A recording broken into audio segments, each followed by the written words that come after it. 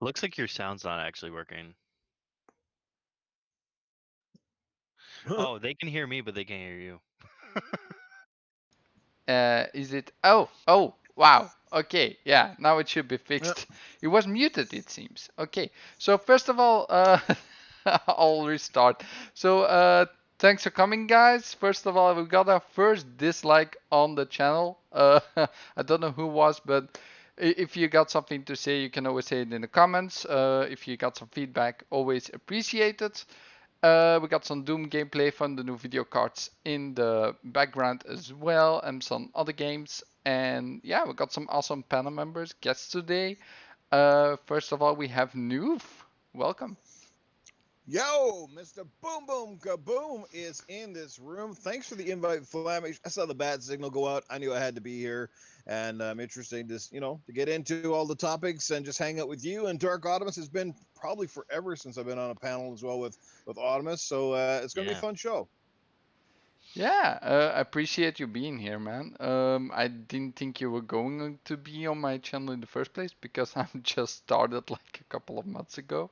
Yeah, it's all like still new to me. I start back in at the end of May, so for getting so much traction on such a short notice and having some awesome people that actually watch weekly on my own show is like a dream to me. So thanks.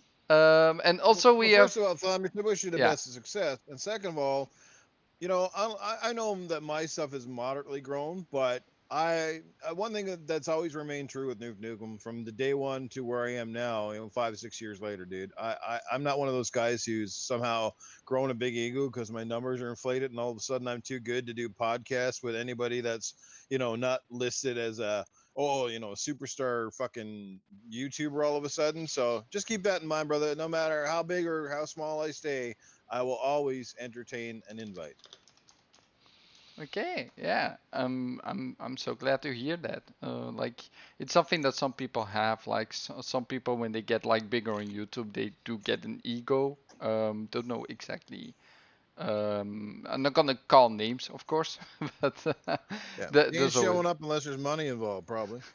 yeah, something like that. Wait, and we're not getting paid and for this? let's talk about it after the show. And yeah, so at the last second, Jago said to me, it was actually yesterday that he couldn't be on the show, and he's now replaced by Dark Optimus, who came in at the last second. So I want to thank you, sir, and welcome to the show. Yeah, man. I'm completely different. I believe differently than Newf, you know? I thought this was a bigger channel, and I was like, shit, it's not, you know? I was just like, I'm out. I'm done. I'm out of here. No. No, I absolutely agree with Newf on that, man. I mean, even if you gotta show love to the smaller channels because you know what, a lot of the times they're diamonds in the rough, man. They a lot of times they just bring something to the table that other shows like bigger shows don't bring to the table. So yeah, man, I'm absolutely happy to be here. And no Yeah. matter where we end up, we all start in the same place with 0 subscribers. Exactly, exactly. Yeah, and I do want to say like the thing I got a lot of awesome feedback from like how my show evolved a little bit until how it is now like with non-topic. Like you don't see that stuff often. Yeah. There's a lot of shows that have like the news just cover the news basically, and I have that as well on my other channel Daily Gaming Bites where I do that. But yeah, this is like so different. It's something refreshing, and I feel like I bring something that's different enough to the table to YouTube that I feel like it's something that yeah can be there. Yeah, if you want Well, to talk hi, about graphic god. something. I'm gonna say it. I'm not the host, but I'm gonna say it. Hi, graphic god. Yeah, hello, chat. Welcome, Asa. Yeah, sorry. the- he was being messaged as well, like who can be on the show, and he didn't respond in time. So, so yeah, now it's Dark Optimus. But we also have like Graphic God. We got Gas in here, of course, and Shansu. welcome. If you have some questions, just tell them in chat. If you want to talk about something, we can always discuss that. Oops, the video ended. Let's go to next. And yeah, what you guys want to talk about? Do you have anything you want to say to the public or want to confess? I want to confess some dirty laundry about Newf. No, I'm just kidding. You've been smelling my dirty laundry? What the Yeah, fuck? man, I've been all up in them drawers, man. No, I mean let's talk about the Avengers. You know that just came out. That was something that was kind of a surprise actually. I wasn't when I played the beta, I was all like, man, I don't know about this game. I'm kind of on the fence about it, but then it came out and I'm actually really enjoying the game. I do see that the end game stuff is a little finicky, a little bit kind of like Destiny 1 was when it first came out. But you got to realize like this kind of game is gonna have years and years of content coming. So Yeah. um but I am enjoying it. I like the campaign. I like the way that the characters, each character has this like different move sets and different way of feeling. Like sometimes like when I'm playing as Black Widow, I feel kind of like what's her name from Control, in a way where Yeah. she's kind of Mhm. like has a gun and she can do karate and stuff like that. And then with the Hulk, he just smashes everything. Yeah. um, but yeah, I think even like I think my favorite character so far right now it has to be Iron Man. Like I always liked Iron Man. I haven't gotten to Captain America yet. I'm sure I'll enjoy him, but I think Iron Man's probably my favorite so far yet. Um, just because he just has that he makes you feel like Iron Man, which is awesome. You know. Yeah, did you play back in the day some Anthem, and do you feel it's like the same?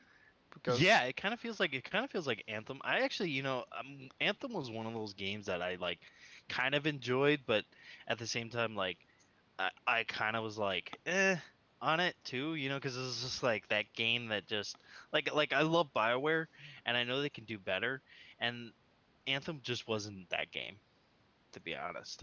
yeah, it has a lot of problems with like gear and end game and stuff. Well, I think For this sure. game does it a lot better, but still has some like gear issues. Like you don't Mhm. see your gear, but overall, Yeah, which is weird. Like I was thinking to myself, like I was hoping that you would be able to actually see your gear and stuff, but you can't see it at all. So that's kind of like it kind of makes it kind of it almost makes it pointless to like even get gear. I mean, yeah, granted, each gear piece has a different perks and stuff like that, but hmm I mean, it just doesn't feel good to just put on gear and then oh, okay, yeah, it's just an upgrade or whatever. But I mean, even like the cosmetics, like the different costumes, that's cool. Like if they would have taken the gear and incorporated it with a certain costume, that would have been fantastic. That would have been something that could have really, I think, drew people in to actually go and get that type of gear or that type of costume and stuff, but they didn't do that. So yeah, I feel they could have like on Kamala, you have like the lightning bolt. They could hmm like put different designs on them. Even if you got like a different costume, just like an overlay over them. Mhm. And yeah, there's a lot of different things I would do differently. Like, but I Right. do understand they got like their monetization plan is like selling costumes instead. You can also Right. like use them in game, right? You can get them in game by doing some like grinding for credits and stuff, and then you can buy stuff as well. Yeah. Like in yeah, game, you can get your patterns where you can get some skins for. So there are ways to get it in game, but it just gonna take a long time. But that's Yeah. cool, man. yeah. This game is like a 10-year plan, like I said. So I'm really happy. Like it looks so cool how they implement everything, and just people were crazy in the beginning But with like how the game went down. Yeah, Noof? It's interesting you guys bring that up, that this game is meant to be absorbed over a length of time, against hence these sort of games as a service mantra.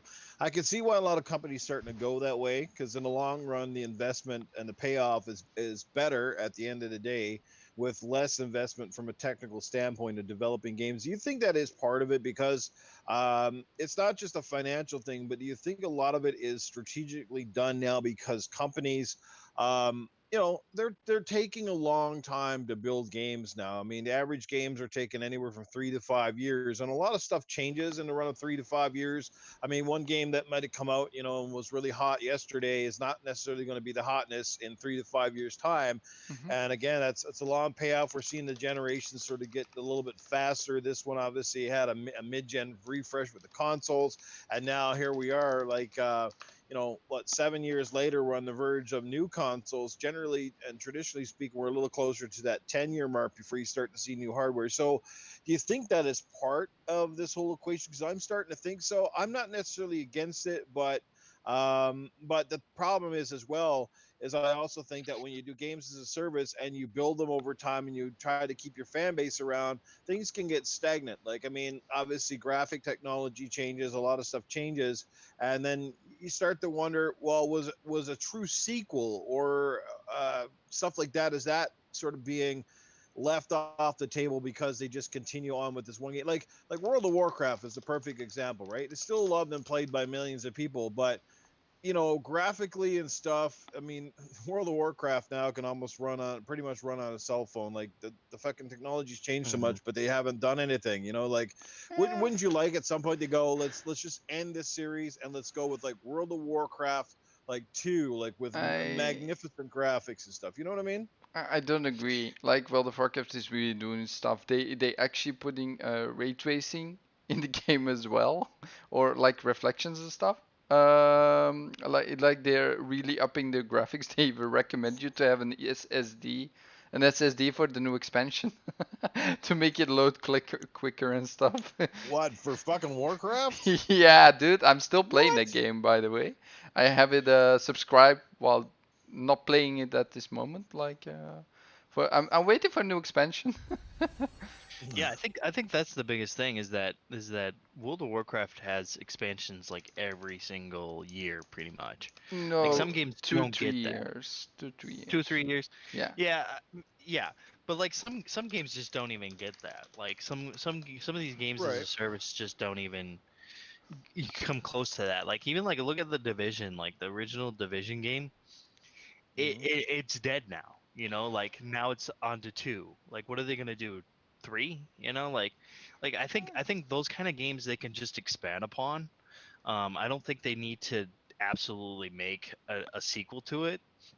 Hmm. I mean, granted, Right. yeah, the Division Two I would say was probably a lot better of a game than the first game was, but at the end of the day, it was like, do I really want to spend you know $60 on basically what was an expansion to the original game? I think we just really need to to to talk with our wallets. A lot of the times, like I think sometimes we kind of like we get a little like especially me. I can't speak for everybody else, but especially me, I get a little hyped for certain games like that. Like even the Avengers game, I was like super hyped for, it, and I'm just like, yeah, but it's a games as a service game, and I know I'm gonna stop playing it after the campaign's over. I'm gonna Hmm. stop playing it, and then when the next DLC comes out, I'll probably play it again.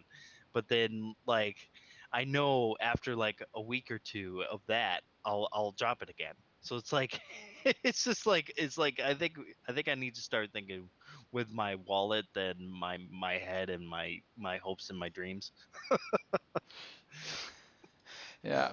Also, World of Warcraft is like really insane. It's still going strong. I think it went back to the subscribe numbers they had back in day. Yeah. Also because of new expansion. New expansion is so exciting. Like for me as well. Like I always go back for every Right. expansion. I go back for a few months or something. See, I'm kind of the opposite of you guys, though, because I like new and fresh. The thing is, like for me, I don't want a sequel every year, right? Like I'm okay with the fact that say like a Halo game comes out every average of 3 years or so, or some of the big because I Mhm. find 3 years is almost like the perfect time. Like you play a game for a decent solid year, and you got a couple of years to kind of miss it again, and then when it comes back, it feels new and fresh. I'm not a, and that's the thing I have, and this is kind of my problem with Microsoft. I mean, like I said, and people are saying it, and I kind of believe it. They're touting all this new powerful console, the Xbox Series X, the world's most powerful console, and the thing that comes behind it is either a Game Pass promotion or play all your old games with new updated. Like I'm beyond the old games. I want to play new, Mhm. fresh stuff. I want these companies to push the technical envelope, and I find when you do games as a service, that is rarely true. Yeah, they do an update where you get an expansion and maybe there's some textures or they cleaned up the visuals a little bit, but it's not new. Like I want new stuff. I'm buying new consoles for new games, new experiences. I want things I cannot experience on another PC or another console. I want stuff that is built for these beasts. Games as a service I get why they do it. Like I said, it pays off in the long haul. It's a quick buy-in, and people that are into these ecosystems obviously stay in them a lot longer, and they keep spending money. Like I said, games like the Division and a lot of these games now, they keep having these Yeah. expansions and updates, and people stay with them, and they keep buying stuff within the game. And there you go. That's millions of dollars in development costs. You don't have to worry about switching over a team, building a new engine, making a brand new game. But you got all these guys in this ecosystem, and they're still spending money. They're going to buy that new rifle, or they're going to buy that new Mhm. that new outfit that just came out, or they're gonna buy this maybe a new DLC or an expansion pack to that game. So I totally get it, because at the end of the day, like I said, the payoff is much larger than the investment. So Yeah. new games are massive investments. We're seeing a lot of issues when teams go to new engines. Like that's part of the problem with Halo right now. So they switched over, went to a completely different engine, trying to Yeah. build it for brand new hardware, that sort of thing. So I totally get it, but at the same time, I still want new experiences, and I hope that these companies don't forget to bring that to us. Well, that's the crazy thing, right? Is that this next generation that's coming up, um, what's like, what's like on PlayStation, they have one game that's coming that's games as a service, right? But then Xbox, what do they have? They don't have that games as a service game, but they have a lot of stuff that is like horror-esque, and Right. for me, I love horror. Like I love Hmm. anything that has to do with horror. So like for me it's going to be really tough to choose like which console I want to get because like I enjoy I enjoy both consoles and I'm going to get them both eventually, but like that right there is going to be tough for me because like whatever comes out day 1, that's going to be like I'm going to be like, okay, well if the medium is like, especially like the medium, like that game is so interesting to me that Hmm. I'm just like I want to play that so bad that I'm like, am I willing to wait for it? I don't Right. know, And but then also with PlayStation, they have Miles Morales. Like I want to play that Uh because Hmm. I huh. loved the original Spider-Man game, but I also like games as a service games, so I like Right. Godfall. So there's two games there, but with Xbox, there's the one game, but damn does it look good, Right. So it's like it's hard, man. It's so hard. And And, what and game is that? that the medium Ah, was yes. The one that's the one where you're in sort of like split uh-huh, world, right? like Yeah. limbo, Yeah. like you're like And Yeah. you're like in one world you're like in a haunted house kind of, but then in the other world you're like in hell, like Yeah. so by the it's way, like it's only the completely only insane. game that they showed off with the Series X console. Like it's the only Hmm. game that had like gameplay from the Series X. Yeah. Hmm. Which we didn't know until someone pointed it out. That's actually under the YouTube video of the Oh, gameplay they showed after the show. That's so funny. Yeah, which was that? The medium? yeah. Yeah, the Yeah. medium is the only game that Huh. really like let us But then know. you got your multi-plats and things like that. You're probably gonna pull up, buy or play or whatever, Call of Duty, things like that. Mhm. But both of these consoles, the funny thing is about both these consoles is that we haven't heard a price yet. We haven't heard a release date yet.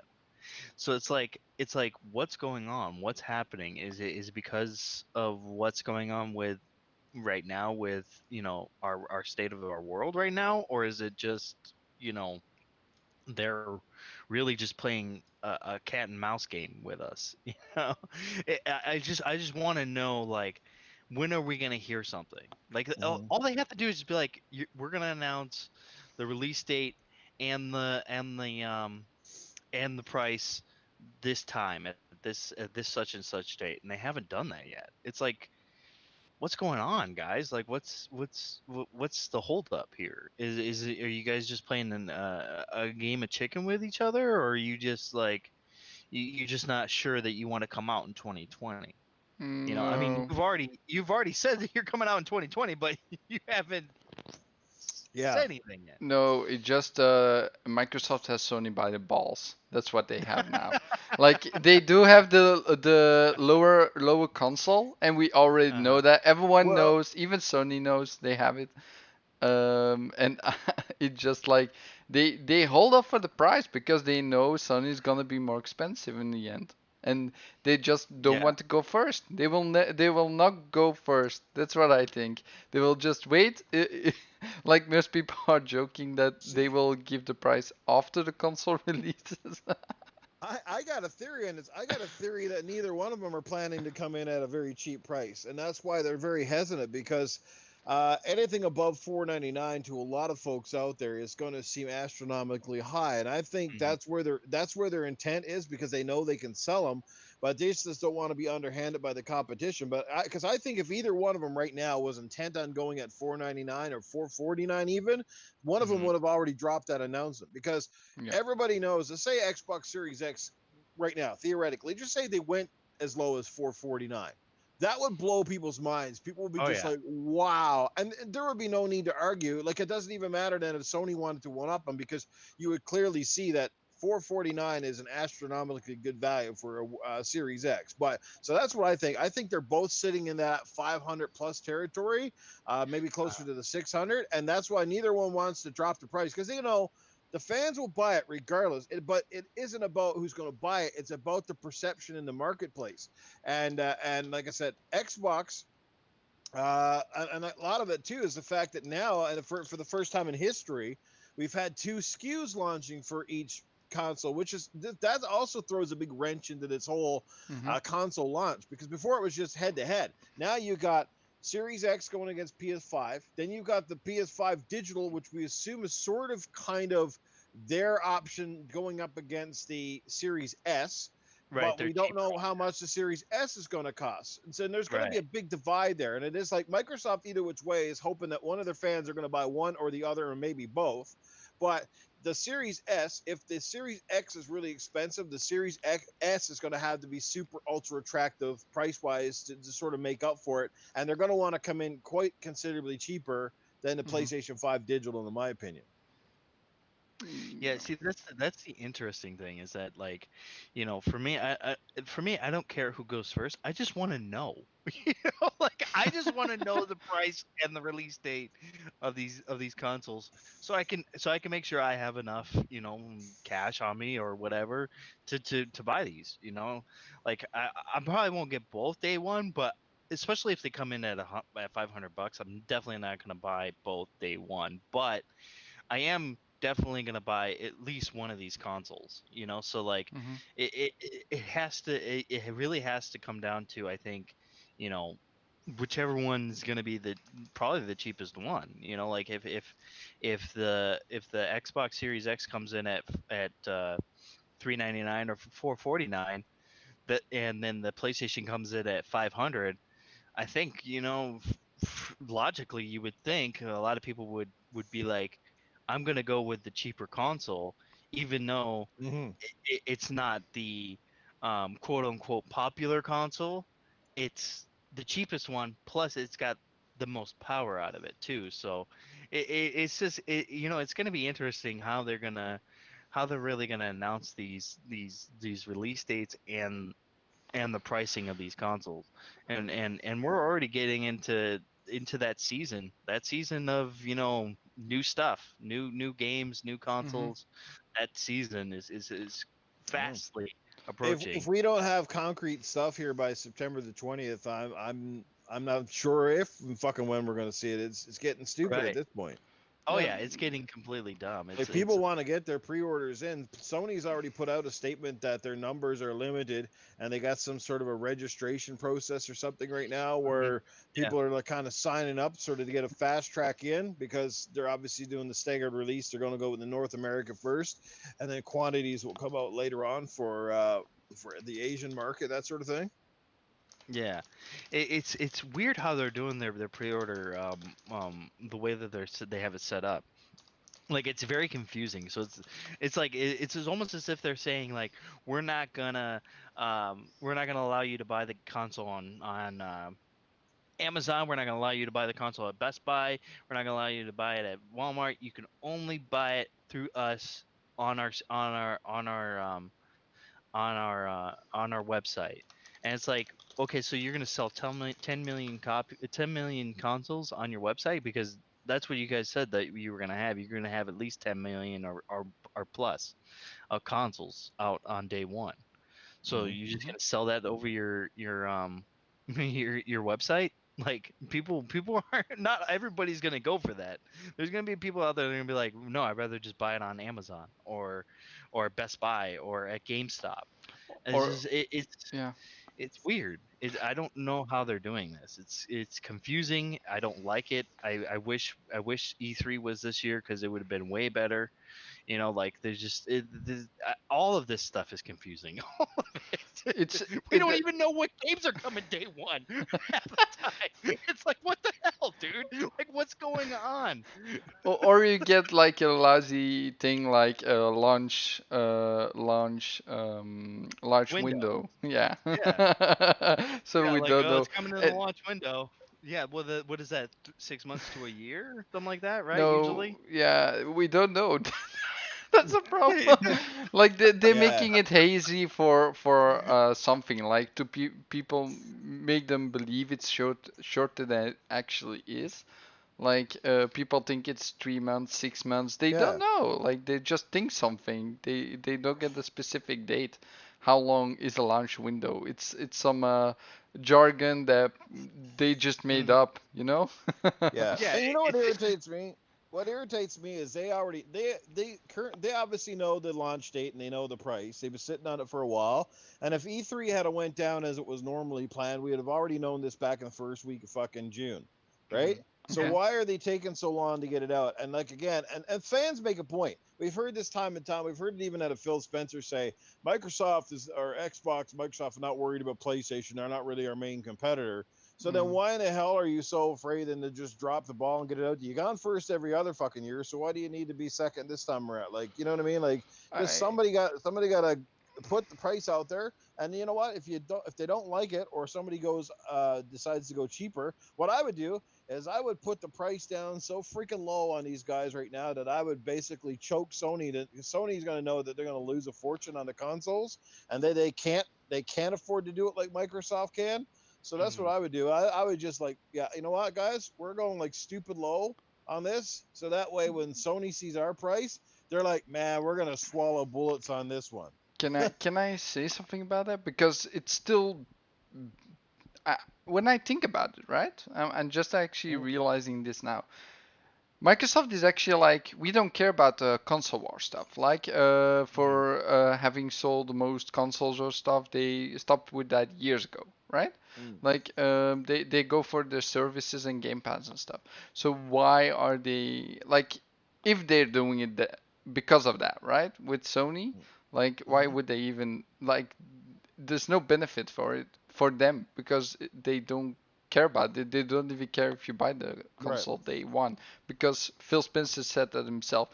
And also about the price, for me personally, when I think about it, like even if it's $1,000, right, which is Right. insane for a console gamer that knows like 500 is okay. It's like the most I would pay, right? Yeah. But even if you think about it, what's inside, and you have a PC that's the same, you're gonna Right. pay so much more anyway. Right. Yeah, So you're gonna pay way more for a so PC for Mhm. sure. we're so Yeah. lucky to be in the ballpark that it's only gonna be so cheap, right? Because Mhm. it's still Yeah. cheap. It's actually cheap hardware. If it's gonna be that price, like 500, 600 Yeah. even, it's gonna be cheap for an SSD that's so fast, like even Yeah. faster than what we have in our PCs at the moment. And the 2080 Ti, okay, we got new graphics cards now that come out, but it's still so cheap. People don't realize that, I think. Well, then, and the other side of the coin is too that neither console really has a super strong launch lineup this time around. Nothing. There's not a lot of people out there going, man, I'm blown away, and I just can't wait to drop money. Like everybody's dropping it, but we're dropping it more for the tech as opposed to, wow, like these games I just got to have. I've heard a lot of people say right now they're fine, just like me. I'm fine with my Xbox One X for the time being because I haven't seen anything yet that just kind of made my jaw rattle across the floor for the Series X or even the Okay, PlayStation 5 for that matter, you know? but is it not for the tech in general? I mean, when a new console drops, it's basically always for the tech, right? Yeah, Like but why Yep. get it every piece now? of equipment, like even the PC, like we want the new graphics Yeah. cards for the new tech because it's just better than the older ones. Yeah, but why get it now? Why not just wait another 6, 7 months or next year till a few more games come out to go, oh wow, now I can see Um, you know. So because what are you gonna buy? You're gonna buy a loading, Series X or a PS5 right now to basically play what? To play like little higher resolution games that don't look much better, if anything, than the current gen. no, for me it's more for loading times and like the quick resume, which I'm gonna use because I Hmm. mostly use it on a couple of games. Like when I play with my girlfriend, I just pause my game Right. and go to the another game with her, like SSX. I was playing with her this this Hmm. afternoon. She Yeah. she she loved back snowboarding games back in the day. And she was like, "Hey, do you have a snowboarding game? It's like the first real Right. Yeah. game that she wants to play on my Xbox, which is a victory for me." Yeah. So I'm getting her into gaming, so that's cool. Nice. But Uh, I think for me, yeah, it really comes down to like I'm one of those guys. I got fucking FOMO, man, like a motherfucker. I me swear to too. God, I have that shit so bad. Like it's so bad, man. It's terrible.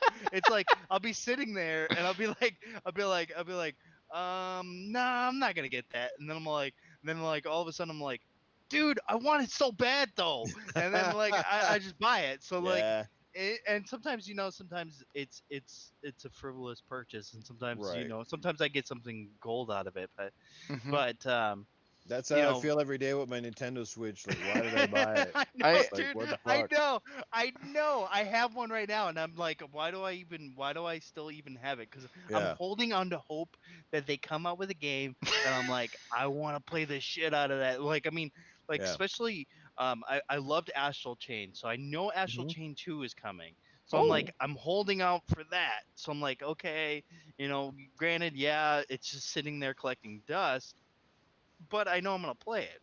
Right. It's the same thing like with Sony. Like I mean, a lot of times, I play it with for its exclusives Hmm. mainly, Yeah. and once in a while I'll buy like Marvel's Avengers I bought on PlayStation because Spider-Man's coming to it, which Yeah. is another whole nother hmm, story, a whole nother bullshit Hmm. story, yeah. but um, and a lot of times it's just sitting there, waiting, collecting dust, but at the same time I'm like, oh man, I really want to play that next exclusive that's coming, Hmm. and it's just it's hard to be like, especially with the next generation of consoles, like there's at least 3 or 4 games that I want to play that are coming out day one for those consoles that I'm just like, I don't know if I can wait, Hmm. and Right. I think a lot of people are, some people are in that boat as me. I don't think a lot of people are, but I think there are some people that are in that same boat that are just like, I can't wait. I want they want the new thing. They want the new hotness, Right. and to be one of the first ones to be like, yeah, I'm playing on the PlayStation 5 or an Xbox Series X. I think a lot of that has to do with bolstering. I think a lot of Yeah. people like to just I agree. bolster. you know, and just be like, oh yeah, yeah, you know, I'm playing on the PS5. What are you playing on? You playing on PS4? That's like Yeah. 4, 5 year old You technology, you console know. peasant, you. Yeah, yeah, you know, Right? Yeah. it's just a see whose dick is bigger fucking Oh, and contest, totally. you know. I've said multiple times I probably wasn't going to buy either one of these consoles this year, but you know what? I'll be like you, Ottemis. Come November month, there will be an itch I that I know, just can't scratch, I and I'll be know. like, if I got the extra money to drop, I'll be just like, hot damn, man. Yeah, if I see that sucker in the store somewhere, and I'm just like, Yeah. yeah, it's tempting, Hey, isn't it? Yeah, hey. it's like a naked chick just staring at me, inviting me over. Like, come on, I need some penetration here. Let's go. Right? Yeah, also the medium is coming day one normally. So it's gonna be in the launch window. Which one? Yeah, Which one's it gonna be The in the medium. launch The window? medium The is medium? gonna, the Yeah, the medium. yeah. medium. Well, that's the thing. That game's only on Series Xbox X Series and X, PC. yeah, yeah. So it's like I could get a PC, you know, to play it, but Is it I is it I don't want to. Like, you know, like I'd rather play on a console. Like I'm just that Yeah. kind of person. Like I just got this new TV, you know, I'm like I want to play on a console. I don't want to play on PC. um I've never been that person, you know, like my buddy like back in college, he was just like, "Dude, how come you don't play on PC?" And I was just like, "Dude, I don't like PC games. Like it's just not my thing. I don't like Mm. PC. I don't like building, you know, like I hate freaking Minecraft. Why would I want to even build Mm. a PC? You know, like when I could just go to the why store and it's already built for me. Yeah, okay, but I do want to say if you don't like build your own PC and go for pre-built in the store normally without like Yeah. putting the parts together in a list and let them build it, Yeah. it's Yeah. basically almost a bad CPU or something that's bad in there because Yeah. they are reducing the cost on one part of the PC. Right, So but I mean, I built my PC from the ground up, scratch, but yeah. it wasn't fun for me. Like people are like, oh yeah, it's so much fun. I'm like, no, it's not. I was It's not fun. sweating so much. The only fun part I had building my PC was putting in my CPU. That was the only fun part. Like, this is the first thing I'm gonna build my PC. But Like, I'm like, this I'm is like, real. I'm like, I'm like thinking to myself, like, I'm building this, right? And I'm all like, I'm so delicate with it that I'm like, I don't want to break anything, and I don't want to do it wrong. That I'm like having a nervous breakdown over there, just freaking trying to build a damn PC when I could just go to the store and buy a console. You know, like I just would rather just do that. You know, and that's just my thing. That's how I feel about it. I mean, Mm. you know, everybody's different, but you know, at the end of the day, like these consoles are gonna be fantastic. I mean, they look they you know Yeah. the hardware that's in it just sounds fantastic. Like Mm. it's just something that I'm like I want it and I want it now, but they're not telling us anything. They're not giving us anything. It's just Yep. we're just in the dark. It's crazy.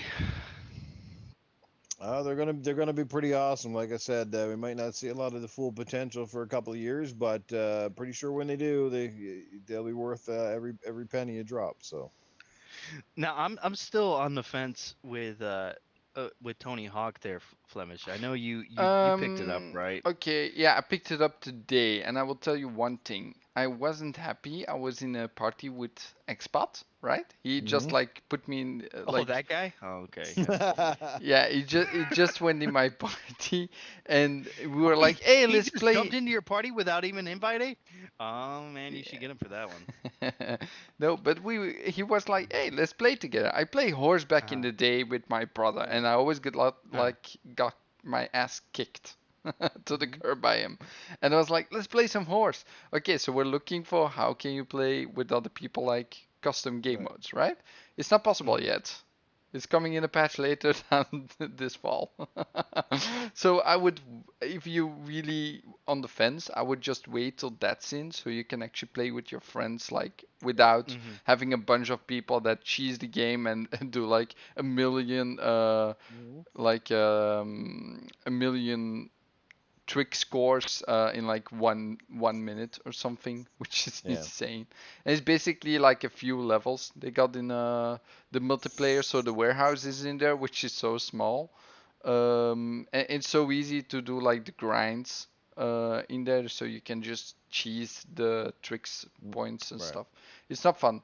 So I will, but the campaign is a blast. I mean, I'm now on the second level, the school one, and I'm still looking at after those school bells from back in the day. That was like the most Mm-hmm. Oh yeah, annoying yeah. one in the whole game for like in the whole level for me, and I still Mm-hmm. can't find them. Now, do you feel like the graphics wise, like it's Yes. almost kind of like not? It looks good, but for like it being such an old school game, like the controls don't really feel as satisfying with the way the graphics look, because like for me, like the graphics look fantastic, but then it's like the gameplay, because I played the demo. I was just like, I don't like, it's too arcadey for me. Like I just Okay. don't. So basically, I haven't played the demo back in the day Uh-huh. because I didn't pre-order. I bought it today. Mm, So what happened is I played the first level, right? And it felt so too responsive to me. It felt like it was mm, too fast. Like I just fall all the time. I like I couldn't get my bearings with like how the game play because it's just too responsive. Like back in the day was like easier to do stuff, I would say, because the frame uh-huh. rate was lower. You turned slower, I feel, just was less smooth. So I think that was actually better. But it's also maybe nostalgia as well. Like Right. nostalgia is always something that's gonna like do something to the games you have played before, and if it's the same game but remastered, you still have that thing in your mind. Like I wanted to play like the old game because different is just like different, you know? Like Mm-hmm. it feels like not the same Tony Hawk to me, but it still feels so great. I just have to like get a little bit like accustomed, I guess, to the new feeling of how responsive it actually is.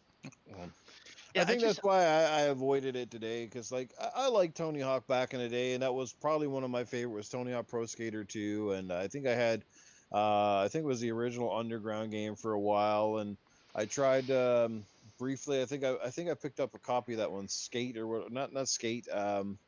What was the one they had? Tony Hawk, one of the newer ones the last few years. I think it was the one that came with that skateboard for a time. What was that one Five? called? oh, Tony Hawk Ride. Ride. Yeah, I Right, think it yeah, was the with the Ride. skateboard, yeah. So like a few of those, I never even bothered with number five, but like I just never really been a big fan. Like again, the arcadey stuff. I mean, skate games have changed a lot over the years, and obviously with the development of the game called Skate, I know Skate 3 came out, and a lot of people love that. So it just, I didn't want to go and like I love them, I have a good time with them, but they're quick pick up and play games. It was something that when I walked into the store today, I was like, if I, even though it's not that expensive, it's like if I invested on this game, am I even going to play it to be worth my while? And I kind of went, no. I think I'll probably play the Avengers a lot more, especially because it's got co-op and it's of course superheroes and stuff, right? So that was kind of my downplayment of it. Yeah, I think that was my biggest issue, is that I've come off of playing, Skater XL, like those two games, like just even coming off of Skate, like it's hard for me to go back and play a Tony Hawk game. Like, I mean, back in the day, I used to love Tony Hawk. Tony Hawk was an awesome franchise back in the day. But to go back to that arcadey type of skateboarding, it does not do any satisfaction for me at all Mm-hmm. whatsoever. And I still skate in real life to this day. Like, I still pick up a skateboard and skate around. Cool. I don't do any tricks because Mm-hmm. I'm too old to do that shit. But no, I'm not too old to do that stuff. I do some, here and there, but like I don't really like go out and practice or anything. I just kind of just skate Right. around and stuff. But Mhm. it's just, it still intrigues me. Like, I still kind of want to play it, Mm-hmm. just to play it. But like I just don't know if I'm gonna, if I would pick it up. If anything, I would for me, I would probably wait until it's like, $20 or something like that. Right. It's just not. I don't feel satisfied when I'm playing, you know, that arcadey type of, you know, it just. I don't know what it is about those.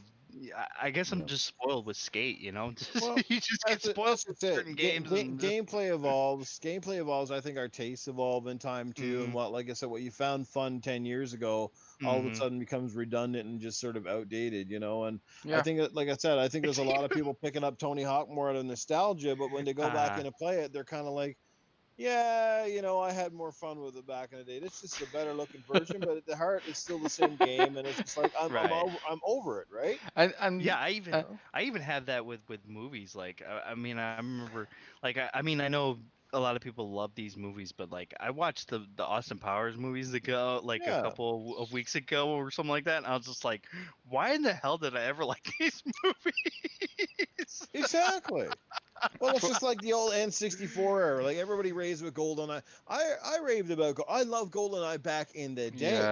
But you yes. go back Yeah, on an N64 now and you try to play GoldenEye or any of those games now, and you're just like, it's hard. man, they're fucking bad. Like the graphics are bad. It's almost impossible now to play it with like a fucking one stick and then using the face buttons to turn. Like everything just feels, oh my god.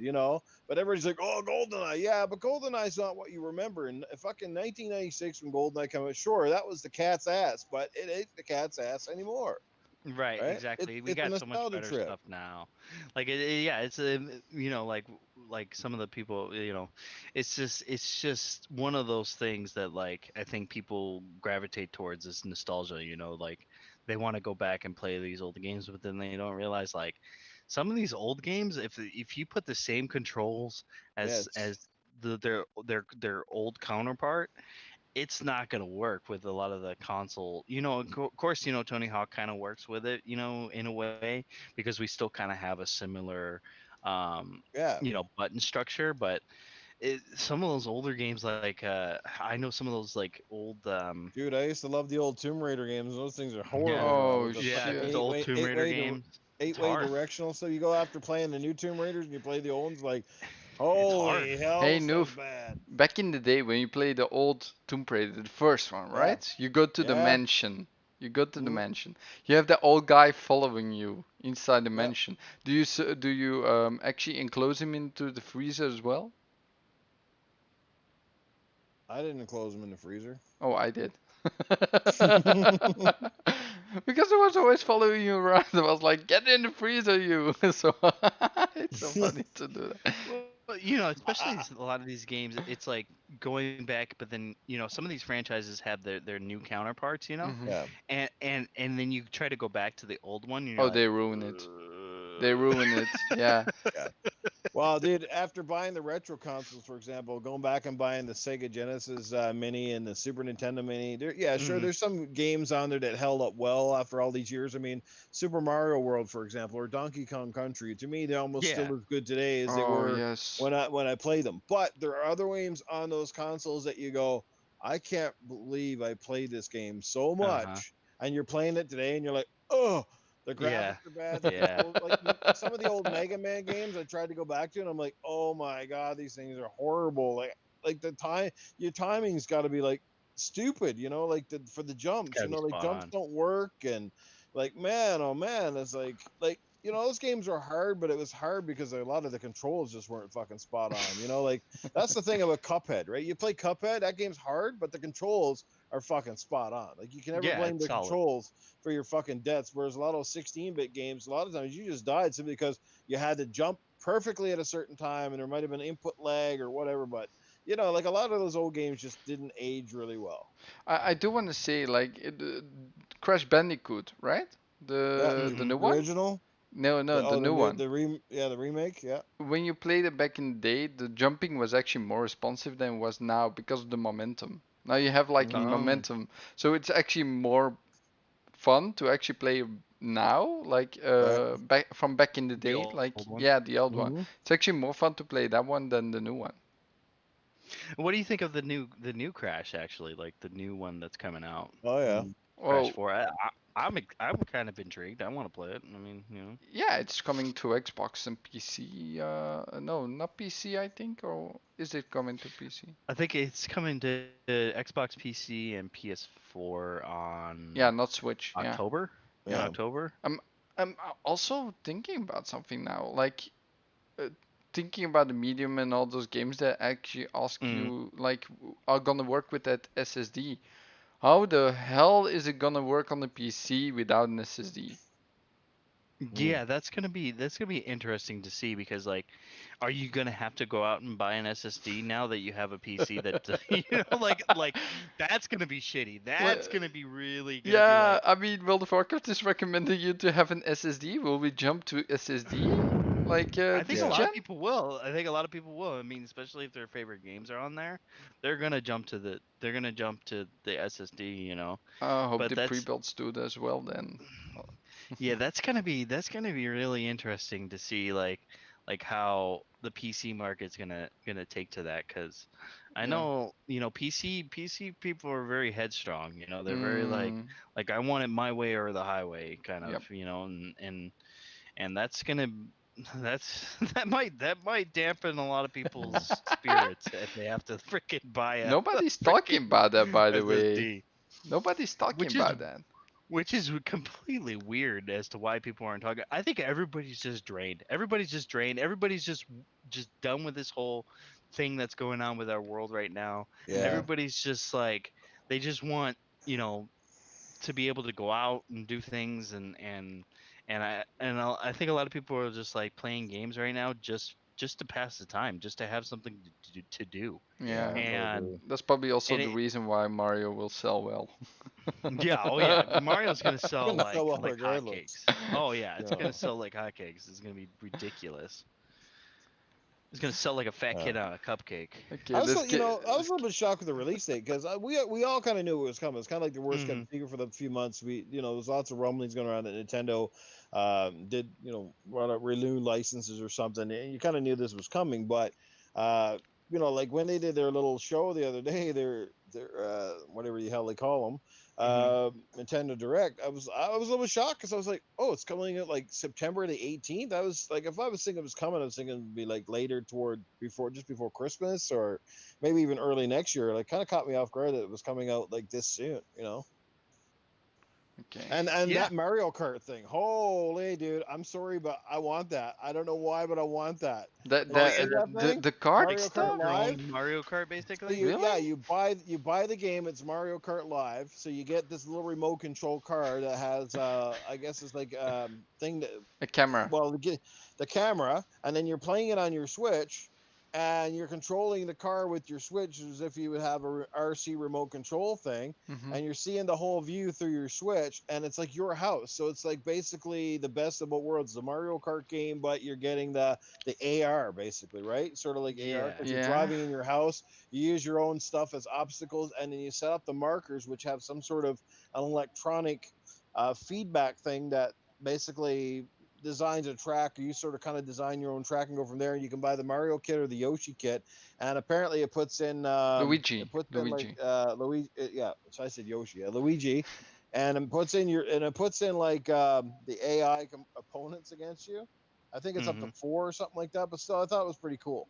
Yeah, and you still have all the upgrades and stuff. So I don't know how are they gonna use the boost and stuff. It's just gonna like go faster all of a sudden. Your cars No, and then.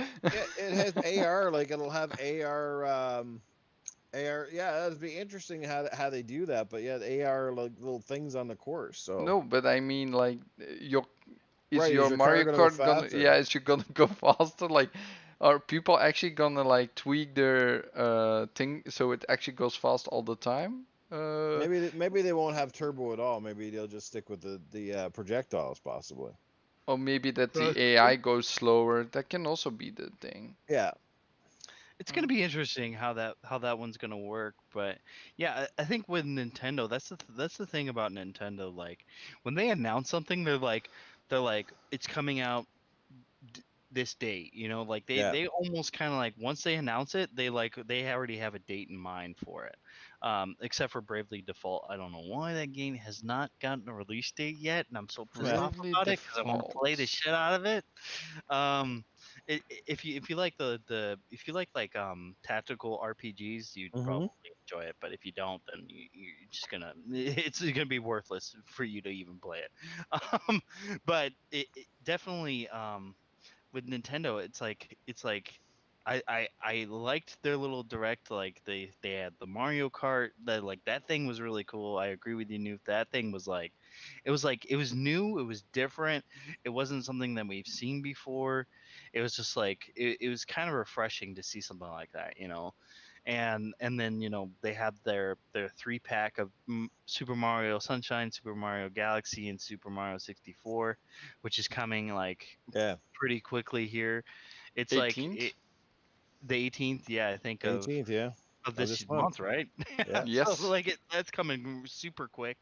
But if you think about it though, like it's coming super quick because they probably all they did was just put those games on the cartridges Well, and yeah, literally. No, that no, was Yeah, no, because it. no, they no. really You didn't know? remaster anything. Like I said, they just let's just make them high res and Yeah. throw them out there, put them on a cartridge. I do say like Galaxy is gonna be running at 60, but the other games are gonna be running at 30, Hmm. probably. Ah, okay. So Now, Galaxy is a little bit more of a Yeah. remaster, I would say, now but still. I want to ask you guys: do you when you guys get like a performance mode or something like that with your games, do you usually play it on like a 4K, or you do play on a 4K resolution, or do you play it like with 60 1080p? Okay, no, no, go Well, first. for me, like I said, I didn't invest a lot of money in a 4K TV to play things in anything less than Uh-huh. 4K. So for me, 30 is not a big deal. I do appreciate the 60 if and when possible, but 30 is not a deal breaker as long as 30 is Mhm. consistent. I mean, we've been playing most of the last couple of generations at 30 frames a second, so it's not a deal breaker. Sure, I can notice it, especially when you're playing a racing game or sometimes a shooter. The 60 is appreciated even more. But a lot of the platformers and Mhm. slower paced games uh, really don't seem all that out of date, when they're running at a solid 30 frames. So, I mean, God of War in the PlayStation is around 30 frames and stuff like that. And, if anybody goes out and says that game is terrible because it's 30 frames, then I don't know what kind of games you expect to play because the game is amazing. So, I'm fine with it, but I do like the 4K. I like the added visuals. I like the high res Hmm. textures on games. So I'm the opposite of a lot of people. I prefer the visual quality over the just smoothness of the frame rate. Now, because I know some Okay. TVs actually upscale, even if you put the game in 1080p in 60 frames per second, it'll upscale it to Mm, 4K. Would you go for that if you had that? probably. I definitely give it a Yeah. try, like I said, and see what works. So yeah, but Do no, 4K is the way to go for me on a 4K TV. Like that's the way I roll. do you know what's funny? The PC can also upscale now. I've seen some graphics Yeah. options that actually like can go like double the resolution of like 1080p just on your PC if you can handle it, which is like awesome to have. So that's also something that the console maybe gave to the PC that we hadn't have before. But yeah, for me, I have an OLED TV, a C9. I didn't buy that puppy for just playing Hmm. on 1080p anymore. So no, I'm playing on 4K. Full like Yeah. it doesn't matter what game. I just play on 4K, man. Like But doesn't that TV upscale things to 4K anyways?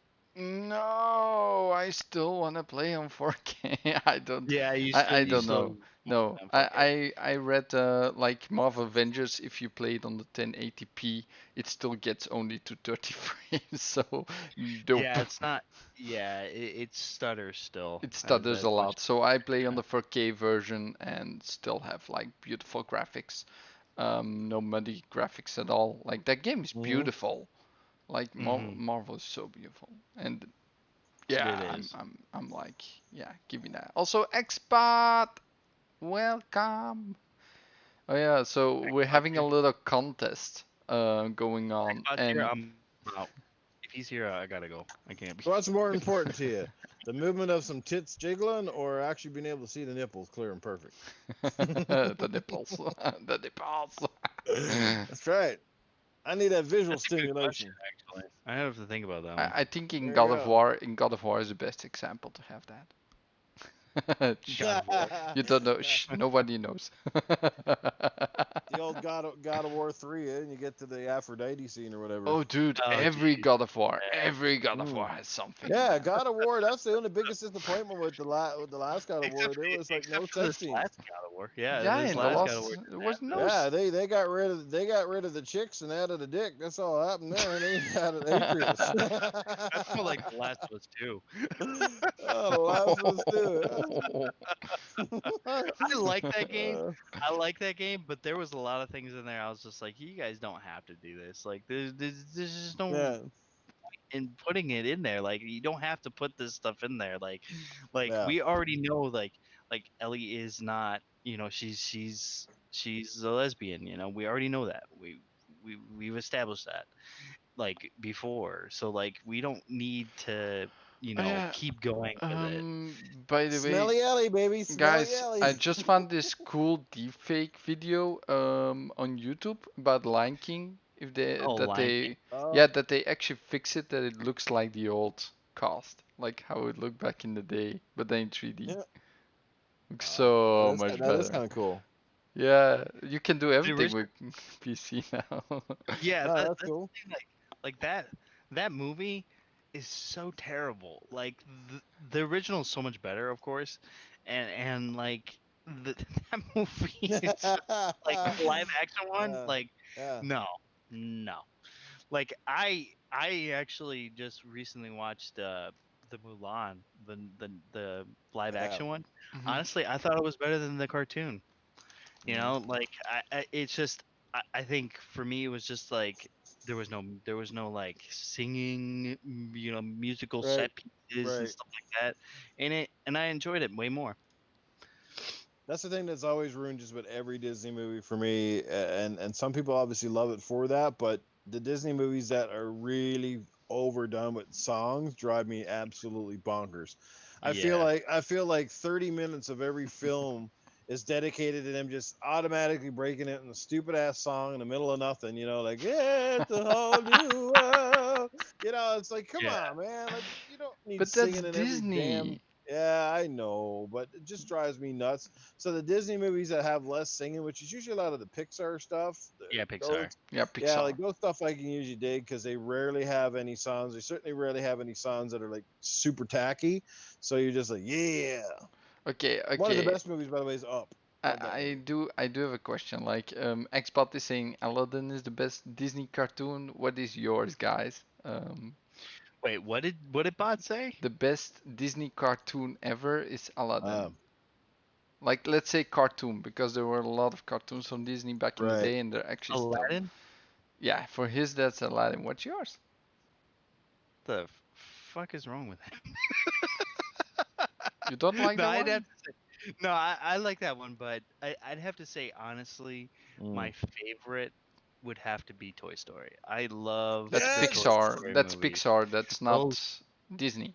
it's Disney. It's part of Disney. It's still part of Disney. It don't matter. Oh, he means like cartoon. Okay. Yeah, Cartoon, like absolutely cartoon. hand drawn. Yeah. I would have to say Rescuers Down Under. I love that movie. Oh That yes. movie is so good. I love that movie. Um, Dark Dark Lost Frozen. I actually do like Frozen. I actually like that first one. The first one was really good. The second one, and not so I much. haven't seen it yet, and I actually got Streamio now, so I'm gonna watch it Yeah. later. Yeah, you should watch it. It's okay. It's not bad. Well, I'll But give a shout out to Sleeping Beauty because anytime a woman shuts up that long is always good for me. and and second be Ducktales. I love that show, man. oh yeah, Ducktales. That movie is so good. Mm. Ducktales, woo! Yeah, that Na, na, definitely. na, na, na, na, na, What's na, yours, dance. Flemish? For me personally, I'm like on the fence. I think like I have to go back. I actually somebody hold on. Let me go back. Disney cartoon movies. He's got to look I it up. yeah, I'm I'm gonna gonna look look it at up. what's my Like There's favorite. so many. There's so many. It's true. There's so many that it's hard to choose from one to the other. let me see all I movies. made a dirty version of Steamboat Willie. It's called Sex Boat Willie. uh, Uh, shoot. when I see mine, I will probably like, oh, that's the one. Yeah. It's that's the thing, like with I would say, like, well, could you say Pixar wise, like, which one is your favorite then? Pixar. Well, Yeah, for me, it's Pixar. Toy Story easy, and the best of the Toy Story. Mm. I love number 3. Oh, dude, I have to show you guys something. There's actually a YouTube video, Toy Story wise. Yeah. Uh-huh. Okay, hold on. I'm just gonna put it up there because I Best love animated random movie shit. the best animated movie that is not Disney or Pixar. It was that Sausage Fest movie. What was it called? Sausage Party. Yeah, that movie's so Dude, terrible, but it's dude, funny do, though. do you know do you know that movie came out in my theaters with kids actually in the in Yeah, the room? Oh my god. yeah, that was a problem Oh when Okay, I wow. was there. okay, just Parents had look no at idea. this, guys. It's not in the Hmm. best resolution because it's actually really old, but people actually made a whole movie into real life, like Oh, accurately. oh. So Is this it's some kind of goofy flick? Like, no, it's the full movie, 1 hour, Jay 20 Warner's minutes. Flemish. Oh, let's get rid to guys. It's the full movie how it is Oh, normally in the Pixar, right? But right. actually, like how it is, the voice acting and stuff is really Hmm. cool. Yeah, I'm gonna put it in the description if you want to watch that Hmm. later. It's actually really fun to watch. I watched the whole movie. It's so fun. Oh, somebody did it. Somebody did it with like real toys. Yeah, it's like That's college hilarious. students did Oh, it for oh like a wow, project, and it's so fun to watch. Really. that's cool. Yeah, I know. Well, And That is Pete. pretty cool. and when I was looking, oh yeah, the Black Cauldron. That was actually Hmm. my most watched movie from Disney. I watched that over and over when I was a kid, but the first time I was so scary at the end. Oh yeah. Somebody put it in the watering hole. So This is That's somebody so poison. funny. Huh? You Somebody poisoned the watering hole. that's great. I like that they did this. I didn't even know they had Wow. this. That's cool. Yeah, I yeah. suppose it makes sense because you can actually buy the Toy Story toys now and put in, so that's neat. This is actually Yeah. from 2013 as well. They made the Mr. movie Potato over. Head. They did it for 2 years. Actually had the Hmm. same props exactly like did with the same room stuff. Like it looks Damn. almost exactly the same. It's crazy what they did. And they didn't get any credit. It's Hmm. like 30 million views, 32 You million. know what? I'm gonna convince me and my wife. We're gonna make a movie, but it's gonna be called Sex Toy Story. Oh geez. I would You ready watch. for what he said? Hey, it's only natural, when your lead character is Woody. Hey, to the sperm and beyond. What, Oh man. Woody and Buzz, don't they sound like sex toys, you guys? Buzz, yes, yep. Woody and Buzz definitely sound like six toys. And Slinky, hey Linky. Slinky. Oh man. Oh my god, man. Oh, oh no, my eyes. My eyes. Your It's so deal, funny. your dildo is in me. Your dildo is up in me. It's so far up that we just can't see. Oh, your dildo is up in me. Oh my god, this is funny. That's why I love this show, man. Just the random stuff like going on. The every week is I different. apologize in advance if your channel gets flagged. No, why uh, would it get flagged? uh, I'm too I, small for that, man. yeah, I suppose. 90 subscribers, so I'm almost at 100. They used to So always laugh because we're like, some guys just don't invite Newf on the show because they're like, fuck, when Newf comes on, or we don't know where we're gonna end up when the show's over. Uh, yeah, all of that. Mm. oh man, that's pretty cool, man. I gotta admit, I might have to go check that shit out. Yeah, Yeah, that is cool. I'm gonna stop you here. Watch the movie yourselves. How did he get everything to look exactly like the movie? That's Um, crazy. yeah, they even use stop That's motion. attention to Like this is detail. stop Yeah. motion. Yeah. Yeah, Yeah. I think they actually have a documentary up as well, like JP and Beyond. That's the channel. I will put it in the description, like I said. And yeah, the whole movie in real life. Thank you for watching and sharing this video with fellow Toy Story fans to learn more about this in the movie.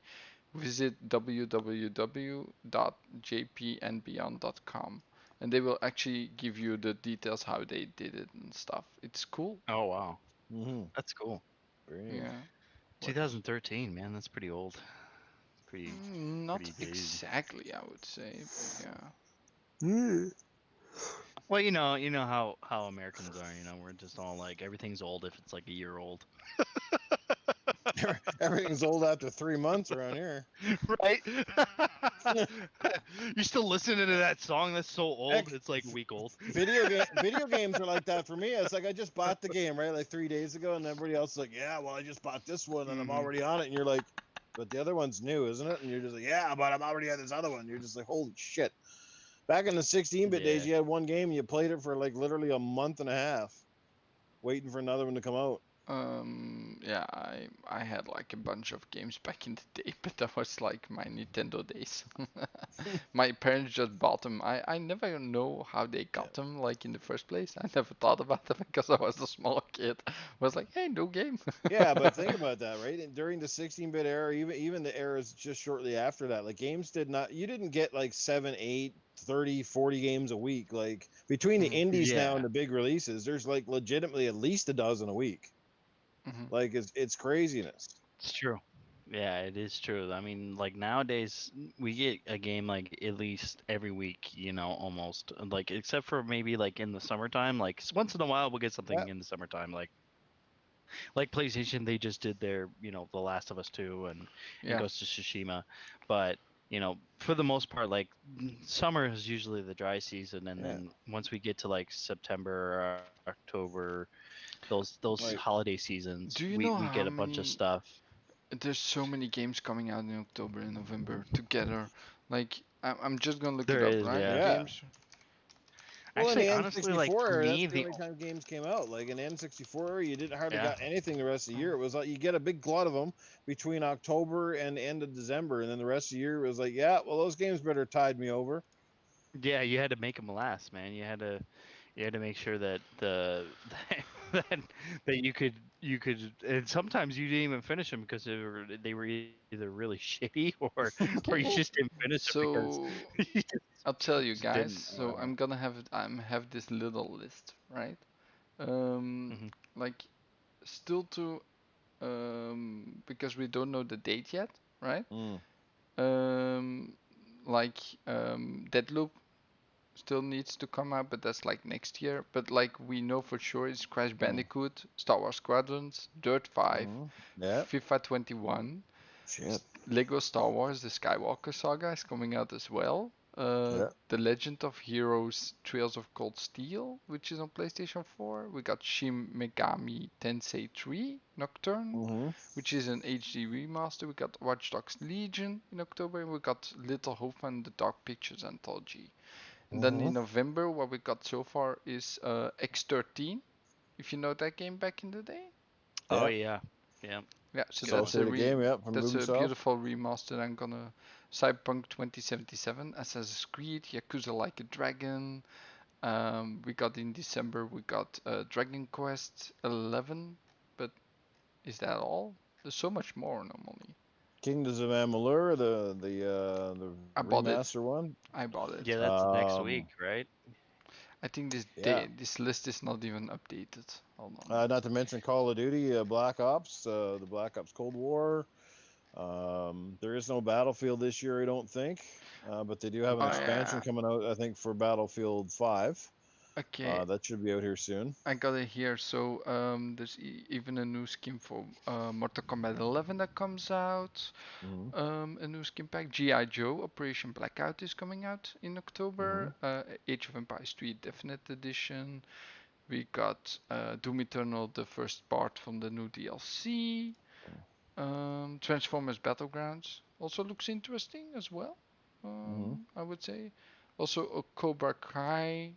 Cobra Kai the Karate Kid saga, Hmm. some small games. Oh yeah. Um, Pikmin 3 Deluxe on Switch. Hmm. I never played Pikmin. Can you No, it guys? wasn't my cup of tea either.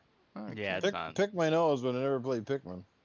And then in November we got Bakugan, new game, Beyond Light from Disney 2, Farming Simulator 19, Just Dance 21, which is always huge. The new Call of Duty, of course. We got also Kingdom Hearts Melody of Memory, which is something up my alley. Is that the Suicide Squad game and the new Arkham one? That they don't come out this year, did they? No, The new Arkham game? No, it doesn't come out this year. no, this next Bummer. year. This next year, yeah. Bummer. And there's so many games not even announced yet. I got like a list and Well, I it's know at least 200 Cyberpunk games. is one of those big games for November, and I know Mhm. Watch Dogs Legion is one of those big games. Assassin's Creed, Mhm. Call of Duty. It's just I agree with you, Flemish. I think I feel like before years past, there has been a lot more than what there is this time around. It just seems like maybe it's just because they're having development issues of working from home, Yeah, things like that. that's the worst one. It's Yeah. yeah, Yeah. it's gonna be it's kind of sucks because it's like, man, we could have probably had some of those other games that Mhm. were announced at like Gamescom and during this whole Yeah. whatever it's called.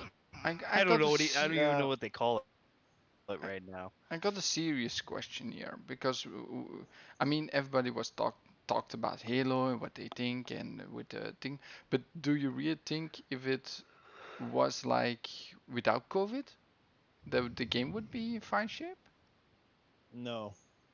I think even if it wasn't, No. because at that point, like I mean, basically things only started shutting down March, April. At this point, those guys are almost in their final.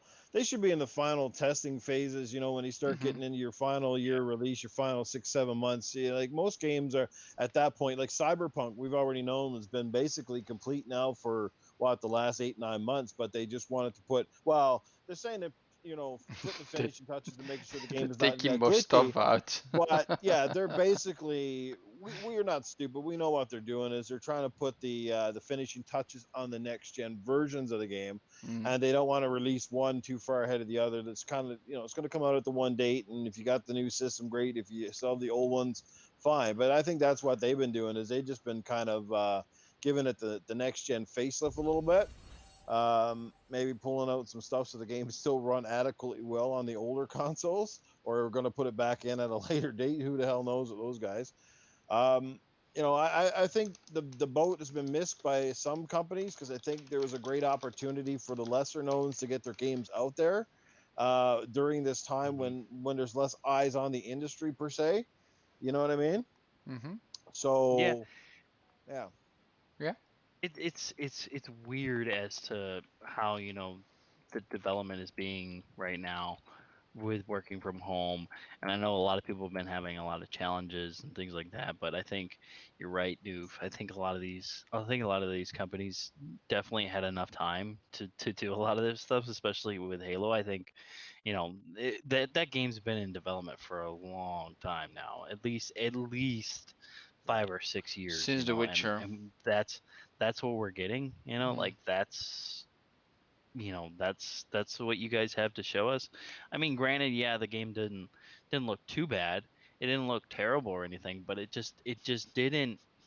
didn't say exciting, Well, we saw the like Last of some other Us, games. Last of Us 2. We literally saw that, what, 3 years ago, and Yeah. they came out and looked just about as good, if not better, than the fucking E3 demo stuff that we saw years ago. Yeah, that's true. You know, so Um, I don't buy it. To say that because of COVID, we needed that 6 months to make the game all it can be. No, mm, at that Yeah. point, yeah, I you're think it's probably just an at excuse, it's a basically, lot of right? glitch work at that time. You're looking for the bugs in the games. You're testing it. You're running the multiplayer tests. Stress testing at that point. Your last 6 or 7 months is just putting the finishing touches on the games, not basically building levels and adding textures and the whole 9 yards.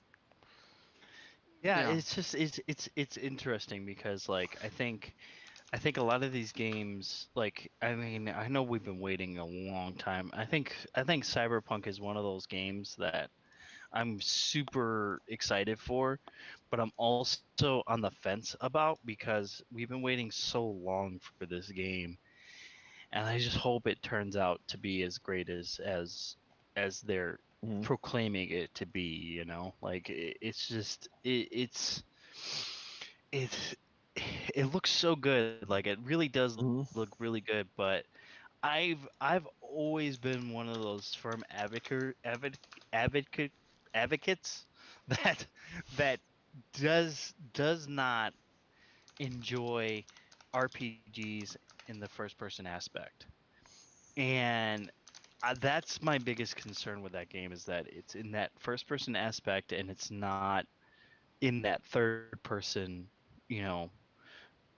you know, and it's like, why are we even creating our own character if we can't even see our character for the most part? Like, I heard somewhere where they even took out the cutscenes or something like that in the game, and like it's more like Fallout where you're like, just going up to somebody and talking to them. I'm just so confused as to why they would even put it in first person aspect mode for this Mhm. type of game. Like, I think it would have been way more cool if they would have put it in that third person viewing. Okay, You'd what be able to see game? the Because character I and lost. Mhm. Cyberpunk. Oh, yeah. I'm. I Do you think think it's that's something that come cool. in a patch? I mean, it could. I mean, they could possibly do that, but I mean, will it actually still have the same effects as the first person viewing does? Mm. Do, Or will the game still be as intended as it is? can You you know. like? I've seen Doom Eternal, right? And you know Hmm. that game is Yeah. also first person. Do you know what they do in the game? That's so funny. Like they Hmm. actually have a floating head and floating arms. And you don't see the body, like it's not there. And I was Mhm. grabbing my ledge and going to the left, and I saw just my arm just floating there while going to the left without like a shoulder and stuff. So just like an arm going left, Mhm. which is so funny. It's funny because I actually I see bot saying blasphemy in there in the chat. There, he says Dark hates first person. That's not even the case. But I don't like first person RPGs like Fallout. Like Fallout, just that game bothers the crap out of me because it's just there's nothing there. I don't feel the satisfaction as I do with like something like The Witcher or um like even like if they made a Gears RPG, like I would have so much satisfaction out of that. Like Mhm. it would be insane. Um what's another third person RPG like Mass Effect? Like I Right. have so much satisfaction out of that game more than I would um out of Fallout. I mean, granted, yes, Cyberpunk's going to be completely different than Fallout, but Mm. I just get this feeling it's going to be very similar to that type of game that I'm gonna play it and I'm gonna be like, man, I just wasted $60 on it, or Mm. whatever. Or if you get it physically on Amazon, I know it's like 49.99 or something like that. Hmm.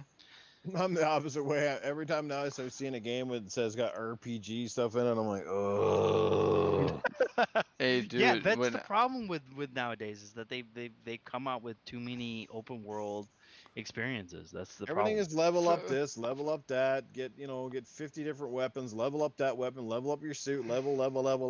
It's like, come on, man. Like I said, I'll go right back to because the first one that rings a bell for me is Hellblade. I go back, Mhm. no bullshit, no leveling, no nothing. You got one sword, that's it. You go in, you play that game, you play it for the story, you play it for the amazing atmosphere, and that is it. No bullshit. yeah. Please, a Ninja Theory, do not fuck with that formula for the second game. I would be pissed if you do.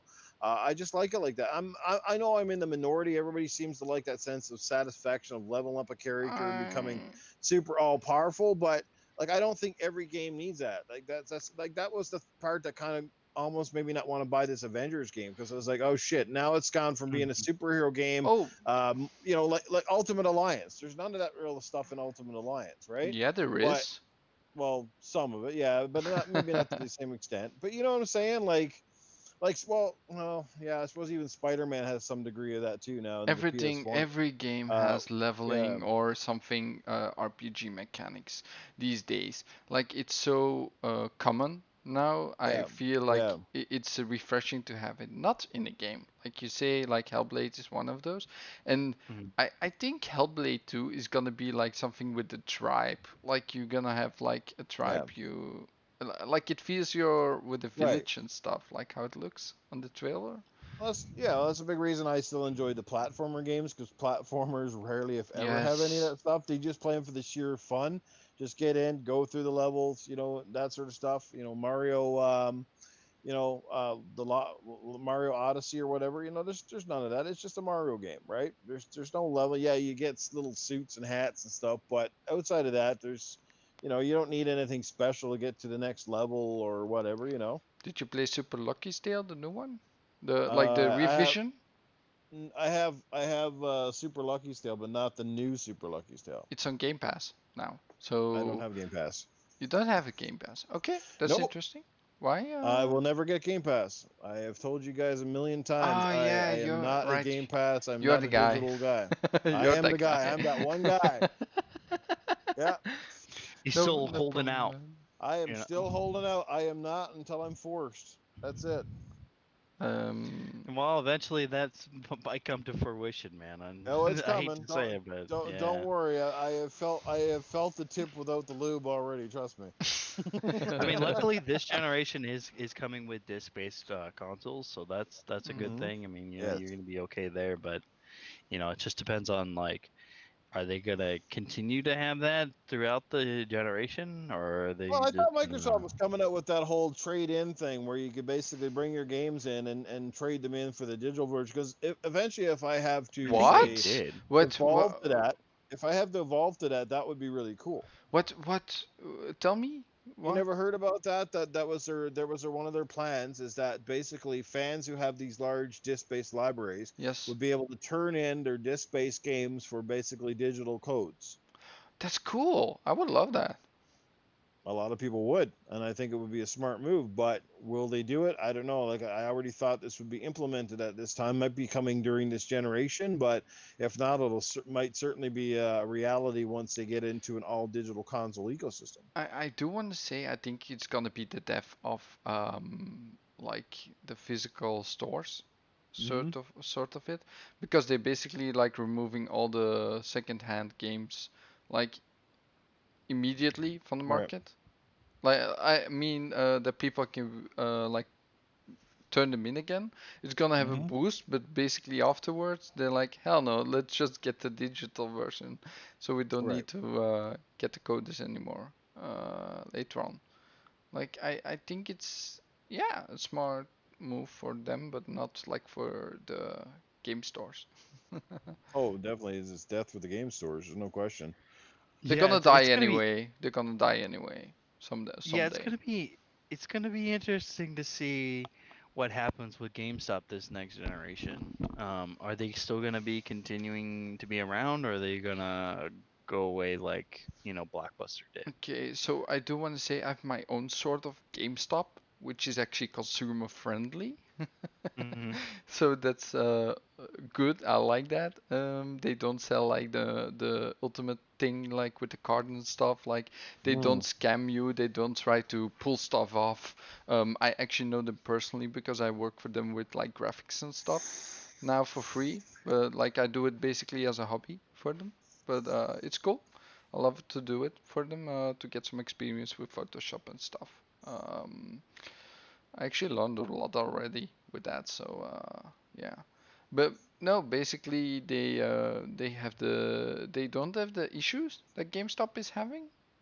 Mm-hmm. So and last I heard what they said is like the store here in my city, which is like 50,000, no, maybe 25,000 people or something, maybe less. I'm not entirely sure, but like Belgium is only 10 million strong, not too much. But basically, they have like 250 pre-orders for the PlayStation and like 20 for the Xbox last time. And it, Wow. yeah, that's not much. But that was like I think a month or so ago. So, but what was I Well, like going a, to? you What know, the hell? I said this ages ago. The problem with a lot of these stores is that obviously they're undercutting a lot of these companies, and that's kind of Yeah. why they're frowned upon, right? I mean, Yep.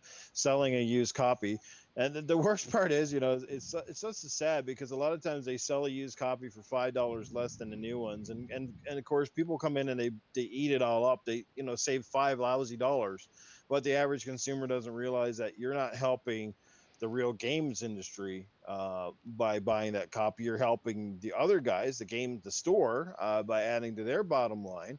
But what I would have done when they saw this transition in the industry was I would have had an incentive bonus for the game companies. So it's like, you know what, for every say used copy or something maybe sold of our game in the store, that will give back a certain percentage of profits to you. And I think it would have reinstored a good faith amongst the companies. Yeah, it means that, yeah, the GameStops of the world may have made a little bit less revenue, but don't you think that overall they wouldn't have been getting undercut so much by companies, and they'd restored a lot of good faith in publishers and stuff like that by doing something like that kind of a program, you know what I mean? Mm-hmm. And also incentivizing having more promotions in the store for customers to buy the newer version. Like, you don't get nothing when you buy this pre-play game, but you're going to get a lot more bonuses if you buy a new copy, you know what I mean? Or you got a Um, card, you buy 3 games, you get your fourth brand new game, say 35% off or something, something like that. Like, there's a lot of ways that they yeah. could have transitioned their business so they wouldn't be going out of business. But the problem is now it's almost a little too late, and if these guys don't get with the times, they will be out of the times, and as simple as that. I got some questions about GameStop in general, but yeah, Mhm. yeah, you go first, Dark Ottomas. Well, I was gonna ask Newf if Phasma! because I know in Canada you don't have, it's not GameStop, right? It's like it's CB Games. game Run by CB it's run by GameStop though. It's just called right, EB Games up here. Yeah. EB Games, right? Yeah. So if there is not an EB Games up there, where are you gonna go to buy your games? Because I know you like to buy them physical. Do you just go on Amazon, or do you just go to like Best Buy or something like that, or do you guys Well, even have a Best Buy up there? yeah, I don't yeah, even we know. got that's why I got my Avengers from today. It was from Best Buy. Okay.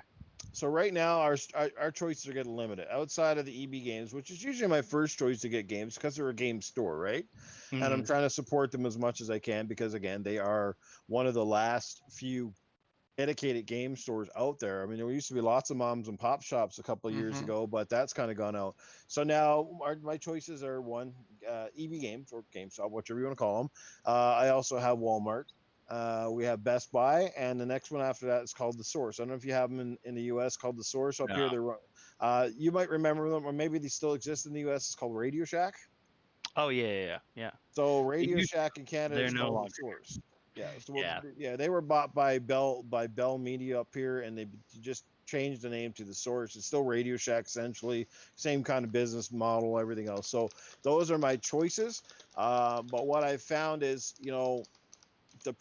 with EB, they're like now they're probably about what actually, I think they've got more toys now than they have games. So I'd say Hmm. they're more like a That's 60. like here with Yeah, GameStop. yeah, they're 60% toys and merch now, and about 40% games. Walmart's shelf space has reduced dramatically. Mhm. Finding it harder and harder to get good games, especially smaller published games, are getting extremely hard to find. A lot of the stores are dwindling shelf space. What you're seeing is more shelf space for the little cards, the little digital cards now. Same thing with Best Buy. The Best Buy is half of their wall now is just a wall with little digital cards. And I can see like it eats up less Really? space. Most people are going digital. So you just walk in, you pick up the little card, you bring it to the till. That's your game, right? Right there. Wow. And another Wow. good thing too is from a theft perspective, right? Hmm. You can steal those Yes. cards, and they tell you activate them; they're no good. So that in itself saves these stores not only space, but it saves them money because nobody can steal the fucking game, right? Hmm. Mm-hmm. So there's a lot of bonuses to going digital. I mean, the companies see the revenues immediately. They see the instant access. They can track sales faster.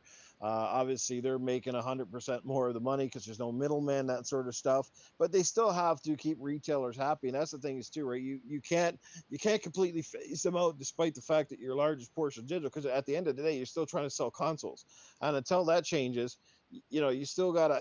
They still have games to sell with them, and they still want to sell those consoles, digital or not.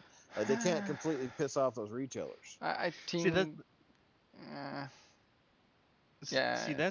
that's the thing that I feel like with physical media. I think it's always going to be there some way somehow. Because Amazon sells a lot of physical stuff, Mm-hmm. things like that. I think but the retail aspect of it, I think, will eventually go away in terms of just them selling video Right. games or technology wise, like Best Buy. I don't think will ever go away really. I think people will still want to go there to buy their TVs and things like that, and consoles and stuff. But I think GameStop will probably eventually either turn into like Toy Stop or something Mm. like that, or Collectible Stop or Mm-hmm. something, something Mm-hmm. along those lines, where it won't have Right. it might have games still, but it won't be like GameStop Okay. anymore. Yeah. Well, here's Wait, hold on. Let me go first. yeah. Go ahead. Go ahead. Sorry Because to I cut do you got off. a few questions. So first of all, if you buy games, do you get like a point system or something? But Your from up here at EB Games, yeah, well, just yeah, in you general, get like GameStop or like if you buy a game, do you get certain amount of points or something that okay. goes towards the Yeah. Sure. total and Well, I have the top membership level at EB Games. It's called an Onyx card. So when I walk in and I first of all, if I trade in anything, I get 20% trade credit at least. Like I get a bonus trade credit on everything I trade. okay. I also save 15% on every used thing I buy in their store by having being an Onyx member. I also supposed to get like front of the line like holds on new games and stuff like that, or if they Mhm. do midnight launches. There's a bunch of benefits of being a member. You get these points too, but I haven't really exactly figured out what the fuck they're for. I haven't used them for anything. But yeah, you do get points. You do get a level system through the different. And they have different levels. They have like a regular membership, and then there's a gold, and there's a platinum, and I think then there's like an onyx. And like so onyx is when you're spending a lot of money in the store, you get more benefits back. It actually works out for itself. Trust me. Like a lot of my trades, I got a lot more on the trade simply by being the onyx. And you can buy the onyx Hmm. membership outright, but a lot of times I never have to pay for it because my points itself, I think, kind of redeem themselves. So they just keep renewing my membership because I'm spending so much money. So it kind of pays for itself. Mhm. Yeah, Okay. here in the U.S. it's a little different. I know their top tier is like the pro membership or whatever, and then you get like I think 20%, or Mm. yes, or no, actually I don't even think it's 20%. I think it's like 10% Mm-hmm. on anything you trade in, and then I think it's like not even. I don't think you even get like a deal on used games anymore and stuff like that. They Mm. completely changed it. Like it's been so long since I've been in a GameStop. It's not even funny. Like nowadays, I just buy everything digital, or I'll Right. I'll buy it on Amazon or something like that if I want it physical. Mm-hmm. It's just I just have no reason to go into GameStop. Like I Right.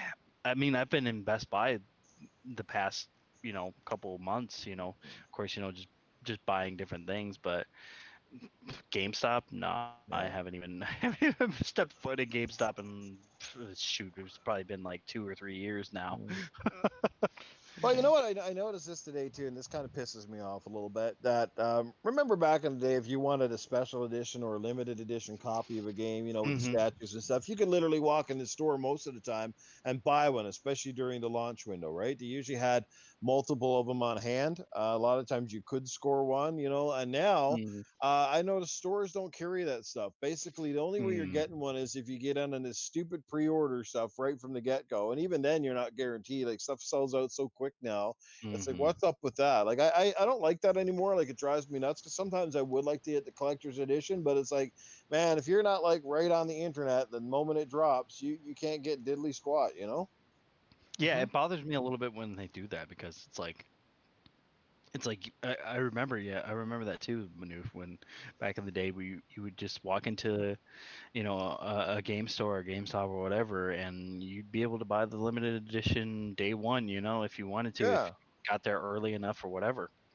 Why don't they You still make enough copies for It's retailers? just At least give them, every retail store has at least 3 or 4 copies that they can sell out. Like, you don't need a pre-order to get it, you know? Mhm. the only time I think you're ever really lucky with that is if you go to like Best Buy or something like that, where you can actually go day one and pick it up. Like I think I got the Uncharted 4 like collector's edition with the Nathan Drake statue Mm-hmm. day one on that day, and actually still pre-ordered Uncharted 4, and it was coming in through Amazon, and I was just like, I'll just give it to my dad or my uncle or whatever, whatever, it doesn't make no big deal. And then I picked up the collector's edition at Best Buy. But yeah, I mean, a lot of times I know here, like especially here in California and the U.S., it's just you have to be really lucky to find it day one if you if Yeah. you if a retailer even has Oh, it. big time. Usually, the only way you get a special edition now, like EB Games up here, is if somebody actually walked into the store and canceled their pre-order and they had a few extras left over that way. That's about it. I mean, I was going to buy the Mortal Kombat 11 one up until I found out that bust of Scorpion wasn't an actual mask. It was just a plastic mold and not even a life-size mold. It's like Yeah. 3/4 the size, and it felt like cheap plastic. I was like, man, this thing ain't worth $300. I'm Is sorry. that the Yeah, Scorpion that mask in the Yeah. collector's edition? I can still Yeah, buy that that was not one. worth the price. That was not worth the price. a lot of Unless you're those just a diehard Mortal Kombat fan, don't buy it. a lot of those collector's editions I feel like aren't even worth the price half the No, time no, nowadays. no, no, Like no. No. like even like the Sekiro one. I know my buddy Monkey Punch. I know you guys Hmm. know who he is Yep. out there Mhm. on social media. He bought the Sekiro collector's edition, and that damn thing broke on him like within a couple days. Like the sword broke off, and like it was Wow. just like a cheap piece of plastic, cheap thing, and then even like with I'm curious as to with the Marvel's Avengers one. Like I want that freaking Captain America statue, but that's why I don't buy collectors, because it's just like it seems like nowadays it's not even worth it. They're Okay, charging you a lot more. One so time a collector's edition might have been $150. Now they're skyrocketing. Hmm. first of all, I do want to say when I bought collector's edition before, right? Mm. Mm. Let's say the last collector's edition I really bought was the Witcher 3 one. Oh, okay, yeah, I sold that's a it nice. like, yeah, that was a nice one, but I did sell it like a year later because I needed cash. I only Mm. sold it for like the amount I could get because I already played the Hmm. game and stuff, and I only got like 100 back from the 150 I Right. bought it for. So I feel like even if you keep collector's dishes for a long time, they're not worth anything anymore later down the line if you have to keep them for like 30 years or something to be Yeah. valuable. Honestly, And really depends on the game too, though. You know, what? I think it depends on the game. Yeah, okay, The Mm. Witcher 3 is probably something that could be worth much later on, but Later you on, have to yeah. keep it sealed Mm. and stuff for that. Like Yeah. an open collector's edition is not really like used for stuff like that. It's mostly You know what for I think is going to be worth a ton of money later on is that NES Lego set. NES Lego set. Did you Oh see yeah, that? The new Lego set of the NES. You can make the whole NES. It's crazy. You even have the like little Lego TV set, and you can have Mario like jumping across the screen when, on it. It's insane. yeah, even the What? the Lego Mario, it will be worth something, I think, someday too. Like Dude, Lego. you gotta go check it out, Flamish. That shit is Uh, nuts. People are I going I, nuts wa- for it right now. I was going mad because I wanted the Halo sword from the Lego stuff in oh, America, and I hmm. can't get it. I actually emailed the company, like Shoot, we can't even Mattel. get No, no, no. But I asked Mm-hmm. Mattel, like, Mm-hmm. please, guys, I live in Europe. Is there any way I can buy one, like from Europe? Because there's no like there's no Target or Right. no stuff in Europe, right? We don't have those stores. So I'm like, can you not like ship one over or something? Or is there a problem here? Like, can I get one? And they're basically saying we don't do promotion with Europe. Sorry, that's not it's Right. not available to European. So I'm like, hey, that's not funny for us. I mean, we missed out so much. But that's the thing. You guys do also get a lot of cool collector's editions that we don't get either. You know, like Yeah. Tell me. I think there was one for Resident Evil. I think 7 maybe, or there was a Resident Evil one. I think Let me see. that came. I can't remember which one it was. I think it was 7 that came with like something really cool. I think there was another one though too that we didn't get. Right. I mean, but then you guys also get like different box arts than we too, don't you? Over It's there in a house with the collector's edition. yeah. That's silly. Who's gonna put a house as a collector's edition on the Yeah. shelf? I'm just saying, you guys get Yeah. some cool ones, you I know, did like it. they Well, Yeah, even but you. consoles. In Okay, I Europe, do they want to get some say cool consoles. because the consoles are from mostly like America and then Japan or over there, but Mhm. you mostly get the promotion stuff like Five Gum now with Right. and stuff Taco Bell. and Taco Bell. We don't even have a Taco Bell yet. We have our first KFC You're first not missing in anything. Belgium. We, yeah, but we don't even have tacos here. Like I want to eat a taco. There was this one taco place actually. Mm. Uh, it's insane. I'm gonna put a picture on Twitter what a taco is in Belgium. It's gonna Mm. look I eat taco too, different. but it's usually just pink. Yeah, maybe some green in You've the got that middle, one. but that would be trouble, I Yeah. You've guess. got that one. You've Yeah. got that one. Yeah. Little fuzz growing across the top, maybe. Okay, but I do want to say, Phasma, you can be right. Why would you go to Belgium then? We have over 2,000 beers in Belgium. Mm. We have Oh, there you go. we are the best chocolate in the world. And so yeah, women and chocolate is always a good kind. It's always a good match. Mm-hmm. And we also have the best fries in the world. Mm. Just saying. Nice. Like Belgian Now, fries are better than French fries. I heard the women over there are really tall. Is that true? No, that's not over here. That's actually Okay. Norway and stuff. Okay. Okay. The Dutch women, I'm from Belgium, like the Netherlands. Mm-hmm. They have Uh-huh. the biggest boobs. Nice. I'm down with that. Doof is now taking a trip to Belgium. Belgium, here I No, no, come, Holland. baby. Go to Holland. uh, yeah, I've always, that's the thing. Like, you don't, that's the thing. I know he's just kidding, but like, why would anybody ever go to? It's like you go there because you want to experience something different. Like you want to Yeah. experience what you don't experience here in America or wherever you're from. Yeah, Mm-hmm. it's totally different culture here. Like, hold Yeah. on, I'll actually show you a video of Belgium, like Belgium, right? Like, Okay. you, yeah, just and also about like my store, how it is over here. Like when we trade in games, we get some credit Uh-huh. as well, but we have to work towards coins, and the coins are like the Mario coins, like the Oh, Nintendo yeah. coins you have now. They're basically the same Ah. Mm. thing. It's basically Yeah. the same thing. Isn't Jean-Claude Van Damme from Belgium, like Brussels? Brussels in Belgium, right? Yes, he is from Yeah. Belgium.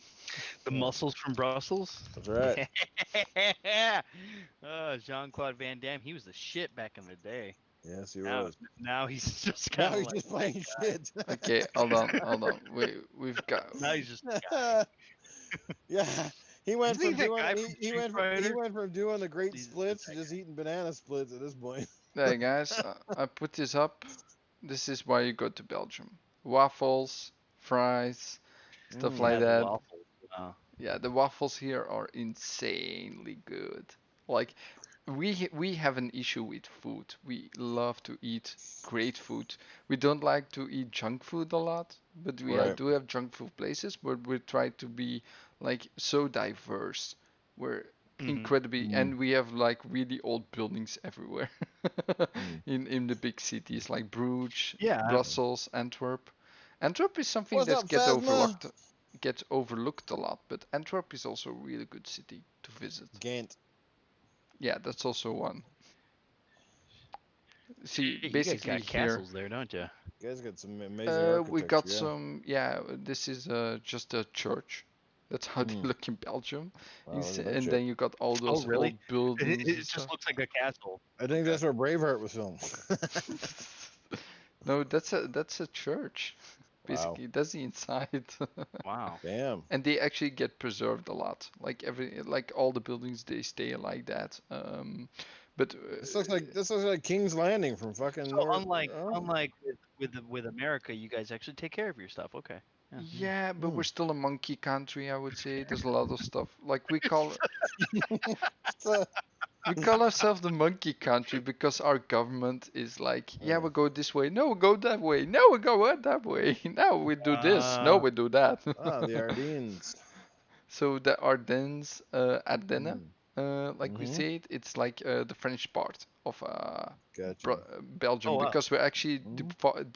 the we actually have like two languages, three actually. We have German, like a small Mm-hmm. part in over here in Belgium. Then we Right. have the Flanders, which is like Dutch speaking, but like Flemish. Mm-hmm. So that's Oh, okay. why my name is called Flemish, but then with an Mm-hmm. E. And then we have the French part, which is actually the bottom of Belgium. And Ah, Brussels is okay. special. That's pure French. But Oh, they're just special. They're the special kind. and this is the zoo in Antwerp as well. We do get a lot of animals over there. They are Mm. taken care of really well. Also, our food Oh wow. hygiene in Belgium is really big. Like we're really hammering on food hygiene and stuff. There's a lot of rules on that. Mm. Like there's a lot Okay. of Yeah. stuff in Belgium that See people don't here. know. Here it's completely different. Like they don't even have. I mean, they have a health code. Like they have the health code. Like you're gonna get an A or B or whatever. Yeah. But they're not like super strict Yeah. on things like that in certain parts. Like even like in rural parts of the U.S. Like they're not strict on that stuff. They're like whatever, you get sick, oh well, kind of thing. It's just like they're not strict on that, but it seems like you guys are definitely more strict on food, I'll Mm. which is say a this: good thing. when you get food poisoning from a restaurant or something, and they know Yeah. about it, they just go after it and they check it out and Mm-hmm. investigate, because they Wow. basically have to pay you for the damages if it really is Mm. from the restaurant as well. Wow. Um, I Oh bet you I wow. get food poisoning probably about twice a year from See, shit over it's here. like I said, chocolate, beer, waffles, and fries. That are the best things in Belgium. Those are just the best. Trust me. If you get A lot, Belgian beer over a lot of the there, fast just food try it. places here, they don't stay up to code. That's for sure. Like if you That walk is in their true. you walked in their kitchens, is like, yeah, man. Not to mention, you see so many people handling your food with like their bare hands and stuff, and you're like, yeah, you can't trust that everybody's sanitary, that they wash. They're like going from one food product to the next food product. Hands in the seafood, hands in this, hands in that. You know what I mean? That's why I'm hoping that this COVID thing wakes people up and says, hey, like you need to start taking care of people and their food and when they buy food, like wear Yeah. masks, wear gloves, like people don't want freaking to get sick from eating food. Like Mm-hmm. you should never have to get sick from getting eating food Yeah, ever. and Someone basically, that's not cooked. um, our fries are Mm. just thick fries. They're really thick, juicy. On the inside, there's a lot of potato in there. Not just like those little sticks you have in McDonald's or stuff like that. We Damn have that in It's, Americans, Belgium as well. they it's love juice they string love their fries. McDonald's. We do have Oh. They love McDonald's in that. Belgium, Mhm. and we have our own version as well, the Quick, and now we have Burger King as well, which is Oh Mm. really wow. good. Okay. Burger King is the best. Just saying. We love I burger. I love honestly, Burger King. I bet you any money Burger King is probably better in Belgium than it is here in the States. In the Hmm. States, because here in the States, like Burger King's okay. Like Burger King is like, for us here, it's like you go there just because you need something quick. You're just like, Uh, I just need something quick.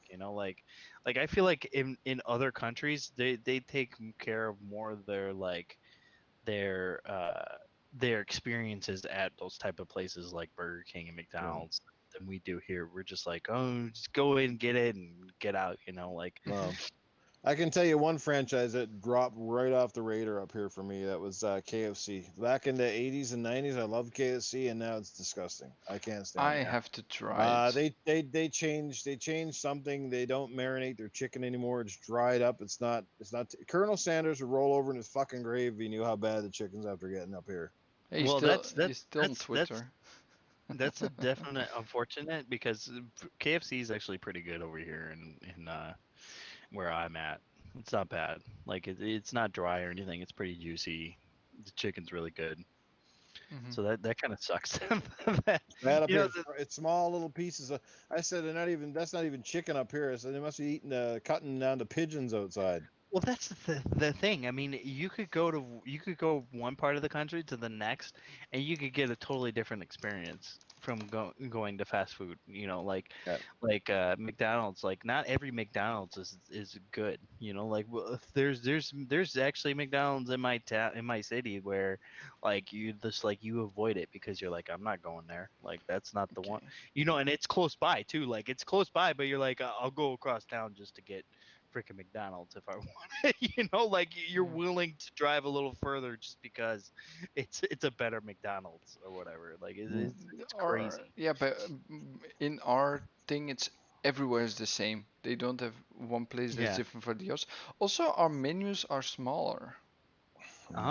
We have small menus. I'll actually check it out. Hold on, because like McDonald's, Belgium. Yeah, we got small menus and big waistlines over here. Hold on. I like most restaurants that keep their menus simple because generally when they keep it simple, they do it better. These What's one, that a lot of donut? these- What Tim Hortons? Tim You like Hortons, Tim yeah. Hortons? Is that good? It was okay. Like again, that's another one that changed because when I grew up in Tim Hortons like the donuts were baked in house. They used to be baked in house fresh every day. Now they've gotten to the point now where they're such a commercially big business, they get them done in like a factory. They freeze them and just send them to the stores, and then of course they just thaw them out, and the guys wax some fucking icing onto the top. That's it, right? So it's not the donuts are like good for like first half a day, and then by the next Damn day they're it. like, they're disgusting, right? Okay, so Yeah. basically, this is a menu. Like I cannot Hmm. show it properly, but just a little bit of fries with just a hamburger. Stubs. That's it. Oh, well, that's good. I mean, you know, that's honestly that's all you really need. I mean, our menus just get crazy. They get Wow. ridiculous with some of the shit that they give us. And I'm just like sometimes like This I one. know in Canada and Play a in fish. Belgium, you guys don't have Jack in the Box or anything like Oh. that. Like that right there, they get freaking nuts with their freaking their burgers and stuff. They like put like jalapenos and fries on it like all together and stuff. Like they get freaking they want people here in America to die quicker. I swear, Hmm. it's ridiculous how they freaking. Yeah, the bees over there Like, is insane as Yeah, if you want to well. die And quick, just eat the KFC double down. Holy if you mackerel! ever like, if I recommend this as a candy, if you like Mhm. sweet and you like really really sweet, you have to try this with the C. It's really sweet, but it's so good. If you What's it can, called? Cuberdon. Coumadon. Mm. Can you actually like get that um like shipped over to like the states and stuff, Hold on. or you have to like actually Mm. go to Belgium and get it? I think I Hey, could isn't that actually ice cream send it company even. Haagen-Dazs? Aren't they from Belgium? This is the Belgium shop. I could go. Yeah, there's. I think you can buy those probably. Haagen-Dazs is so good. Haagen-Dazs. I mean, Oh chocolate yeah, we chocolate have that. usually like if you can order anything like from overseas like chocolate Mm. kind of tends to last a lot longer than most anything like Yeah. in product Yeah, wise. but So if it gets a little bit like it gets spots and stuff mhm. after a while, so I would not recommend like chocolate to send overseas, but like those things they Well, last a while. They just what get a I little bit find harder. That's all. What I find about eating the Belgian chocolate that we get over here that's shipped over is that the Belgian chocolate is very creamy, very rich, and has has a Mm, good milky texture. yes. Whereas like my wife, she's from the Philippines, and they bring over chocolate, and their chocolate's terrible. Their chocolate is just like fucking powder. You know what I mean? Like it's Oh, gee. gritty. It just I'm it just tastes like really cheap, bad chocolate. I studied chocolate. I'm actually a baker of study. Oh wow.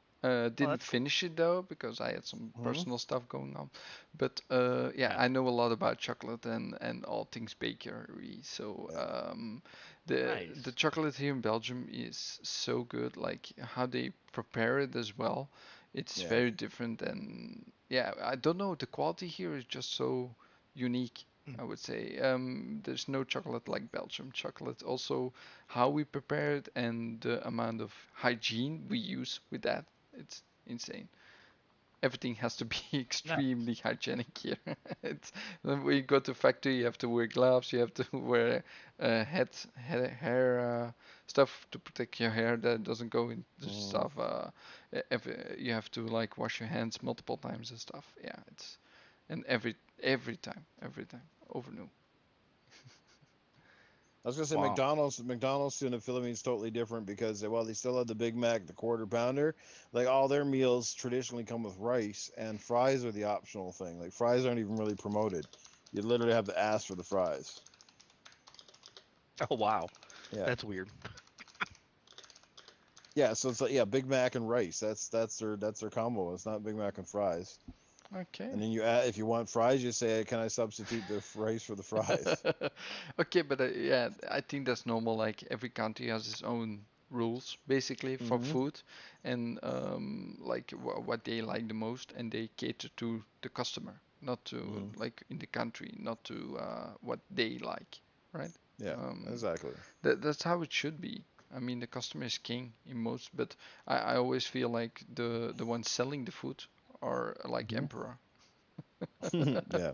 Because they basically still decide in the end. Like, Right. Right. yeah, because they always Well, say that's customer is interesting. king, and they always think they're kings and can do whatever they want. But nope. This is a cool game, by Yeah. the So you guys, way. don't have that that the customer is always right type of rule over there in Belgium, then, huh? No, no, no, no, no, no, no, no, no.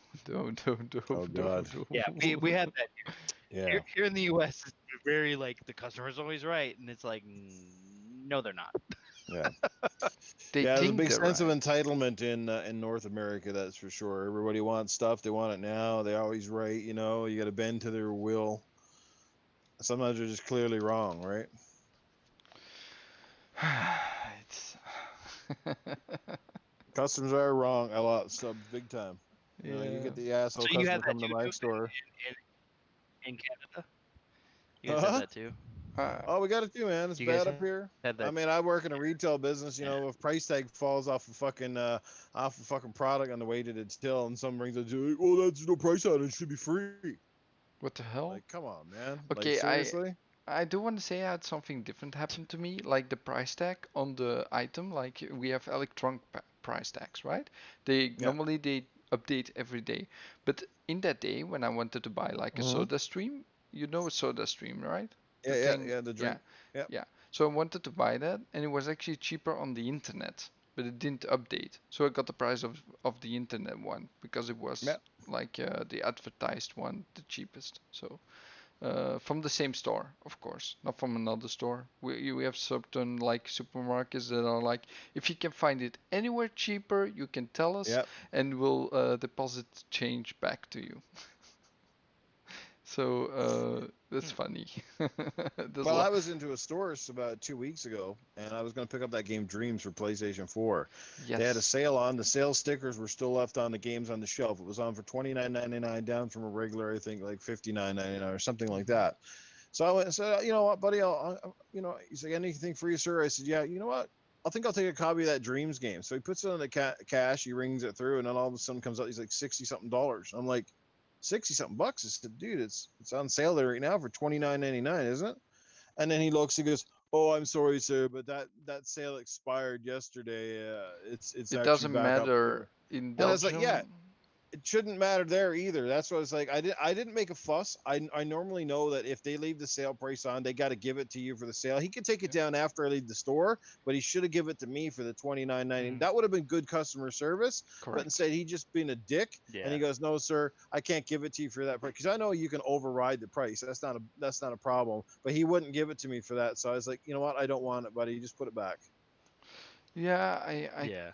I would probably like stand my ground and would go through with it because it is something that is like then you don't manage your store right if you don't do that stuff. Like Yeah. okay, you can sometimes overlook it, but if you're a dick to me as a thing, I can be a dick as well. So even I'm a positive Right. guy Mhm. like all the Yeah. time, but if you're a dick to me, I can be a dick back. Like I don't care Right. Yeah. about that. Exactly. My mother, I will tell something about my mother here just because it's like Yeah. in direct context. My mother loves to like if you advertise something, it has to be what you advertise, right? Yeah. And we were at this ice like show where they show like ice sculptures from all over the world, which is held in Belgium once a year. Mhm. And that's at the sea over here in Belgium. And the funny thing is, they were advertising fresh soup with vegetables, and it Was was a it normally not fresh. fresh? It was not fresh, and my mother took her soup back and she's Mhm. like, I want to get my fresh soup now, please. Because and they didn't have it. They were like students behind the counter and they had to bring the guy that was like overlooking the students. And he was like, yeah, sorry, man, we can't do that. I want my money back. Sorry, I Mhm. cannot. Yeah. Like it is not allowed to advertise something that isn't sold. Ah. So I don't want to be like rude or anything, but mhm. I kind of have to get going. Oh, I dude, know you this gotta.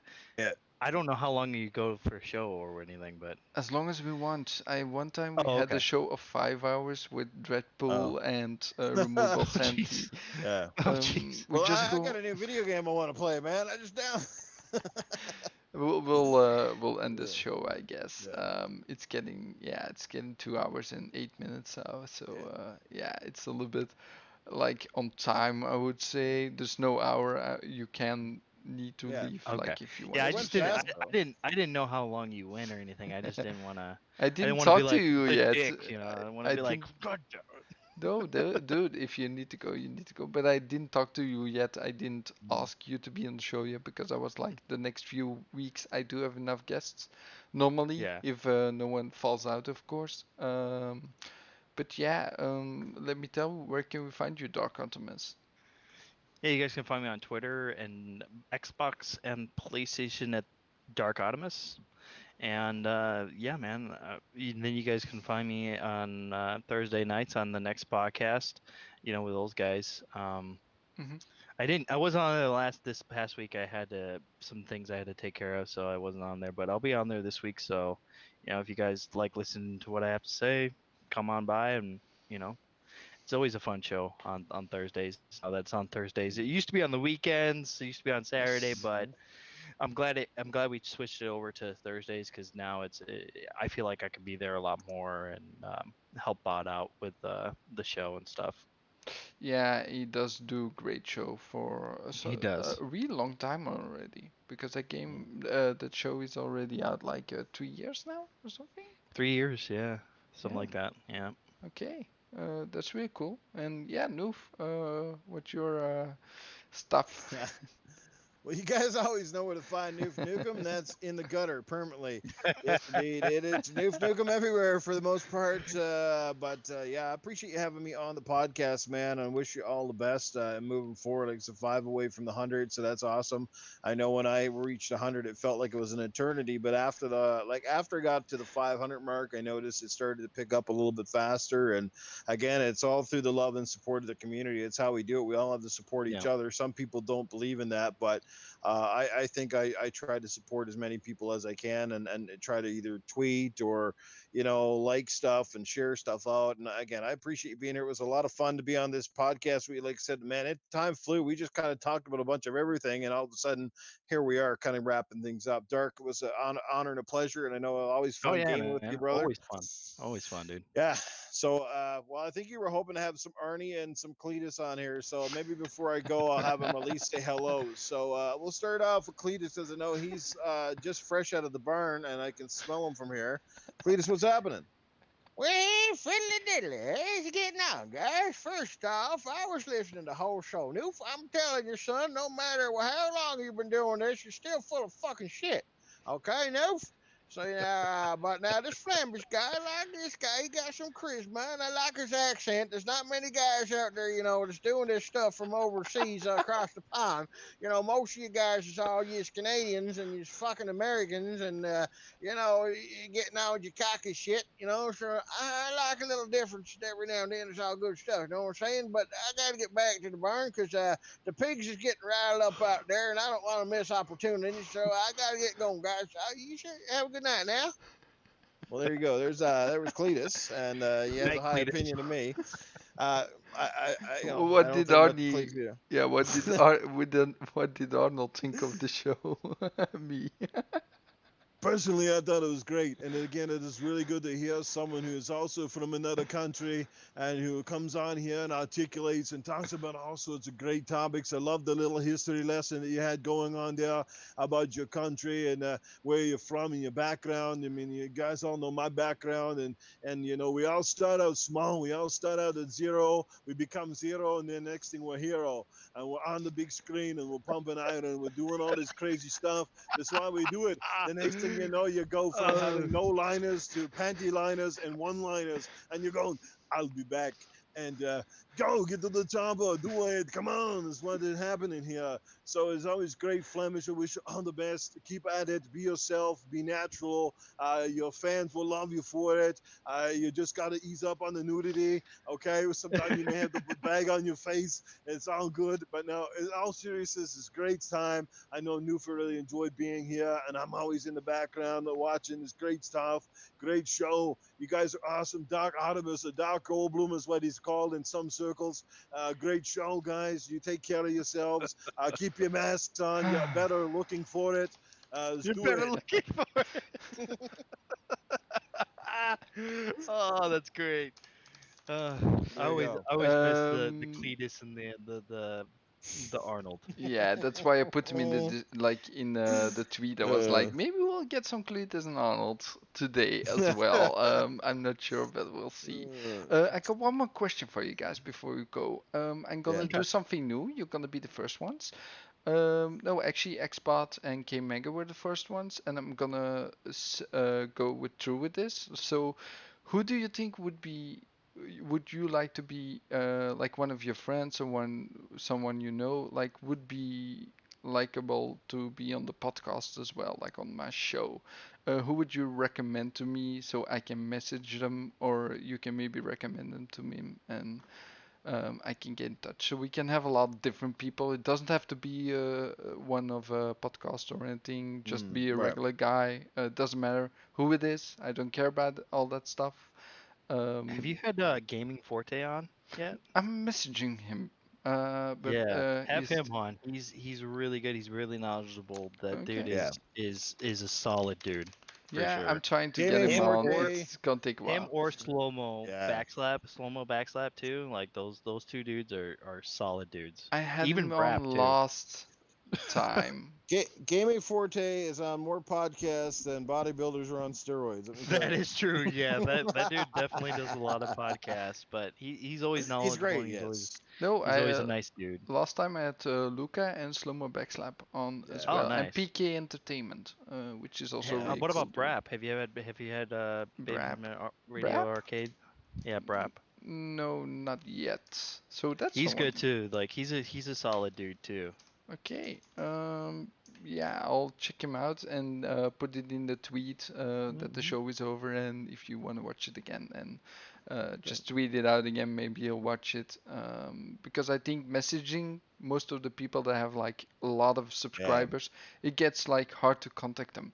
Like there's a True. few people that I have messaged that haven't got back to me like a few weeks yet. So I'm like, damn, how do I contact these people? Absolutely. So I think this is a better way to do it. Like maybe you can even message him and ask him. Like that would be cool. Yeah. So that's why I'm doing this. So we have a lot of variety on the channel. But no, thanks for coming, guys. Also the chat. For sure, man. Thanks for Well, there you interacting go. as well. And yeah, I'll see you guys all next The time. guy who just popped in the chat, he's always fantastic for podcasts, Mr. Crispy Bomb. So he's always a good Hey, guy to have Crispy. on. He's Crispy's awesome. he's on my Crispy, regular panel. So There you go. I'm switching Crispy, them out. Dreadpool, Yes. Titan Drago, my new buddy, middle-aged game guy. Dirk Griggity's awesome. Yeah, that sort of thing. There's a Predator lot of great guys. H2OS. He's really good, dude. He's a solid dude. Mm-hmm. Dirk Yeah, Predator's Griggy. awesome. Showstopper, if you're able to get him, sometimes he's a funny guy. He's great to have on. You know, you said K Mega. K Mega's a great dude. Lots of those Showstopper. guys. Yeah, you got a good list of people there. K-Mega. Can you maybe like message me? That would be more easy. Sure, because yeah. I don't know all those people by Twitter names. I'm like, Yeah, for sure. Yeah. Well, any of the Okay. guys from Wilmie's podcast there, you know, with Gaming Beyond the Box, they're a great bunch. You got Fatsman, she's Mhm. been in the chat, and it's nice to see a lot more women representatives out there because Yeah, I don't know about that. I don't know about that Fork Boy though. I don't know about him. I don't Ford know. boy, he's in for another slap. That one. Did you see what I had like a Twitter post where I changed his face? Yes. With the repeat of the slap? No. No? Hold on. Let me bring this up. Like That was if still you one of the best moments I can recall in podcasting over the last while, was seeing his wife just whack him inside the face and a look, and then people pausing that look. Okay. It was hilarious. Okay, hold on. I do have Oh something. god. Give me like 2 minutes to find it because I do have it here. So there was this guy that was like looking like I think it was tweeted out. He looked like Fork. Have you seen a picture? No. Okay, hold on. Let me see if I can find the original. I cannot find the original immediately. Damn it. I do have the new one. Like, let's see. How do I do this? Okay, real quick. Let me go to my. If Jabba the Hutt was a real person, it'd be Fork Boy. It would. Okay, basically there was a guy. shit. There was a guy that had this, and I actually made him like this with Fork Boy. So. Oh god. I don't know. Fork Boy doesn't have. This guy looks like he has more of a chin than Fork Boy. You know. Yeah. But yeah, No, basically. shout out to Well, Fork Boy, man. Fork He's Boy, a when he cool leans dude. back, sometimes his whole body and face reminds me of a fucking potato, you know? I will ask him to be on the show. Maybe he has the Oh, time to fuck. do it on a Sunday. Like that's also like my show is a little bit earlier for you guys, so I have to see who can be on the show at that time. So yeah. Next week we will have Matt Barnes on the show, guys. So stay tuned for that. And the week after we will have Xbox Pope. So that's already been settled. So, but now we gotta go. I need to get Cletus back to his barn so we can do some stuff over there. And Arnold needs to get his shopper. So I'm gonna see you all next week, guys. See you later, man. See you guys. Take care. Yeah, bye.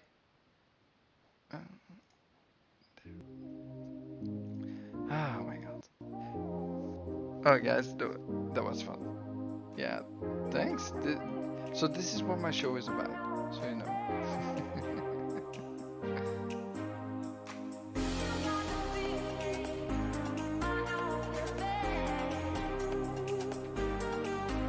Relax.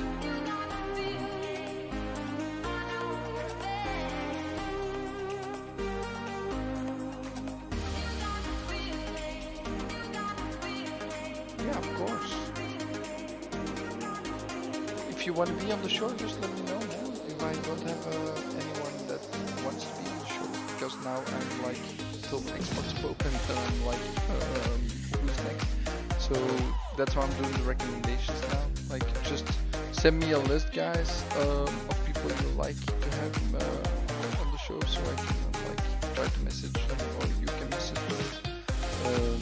It doesn't matter to me. Like, send them my.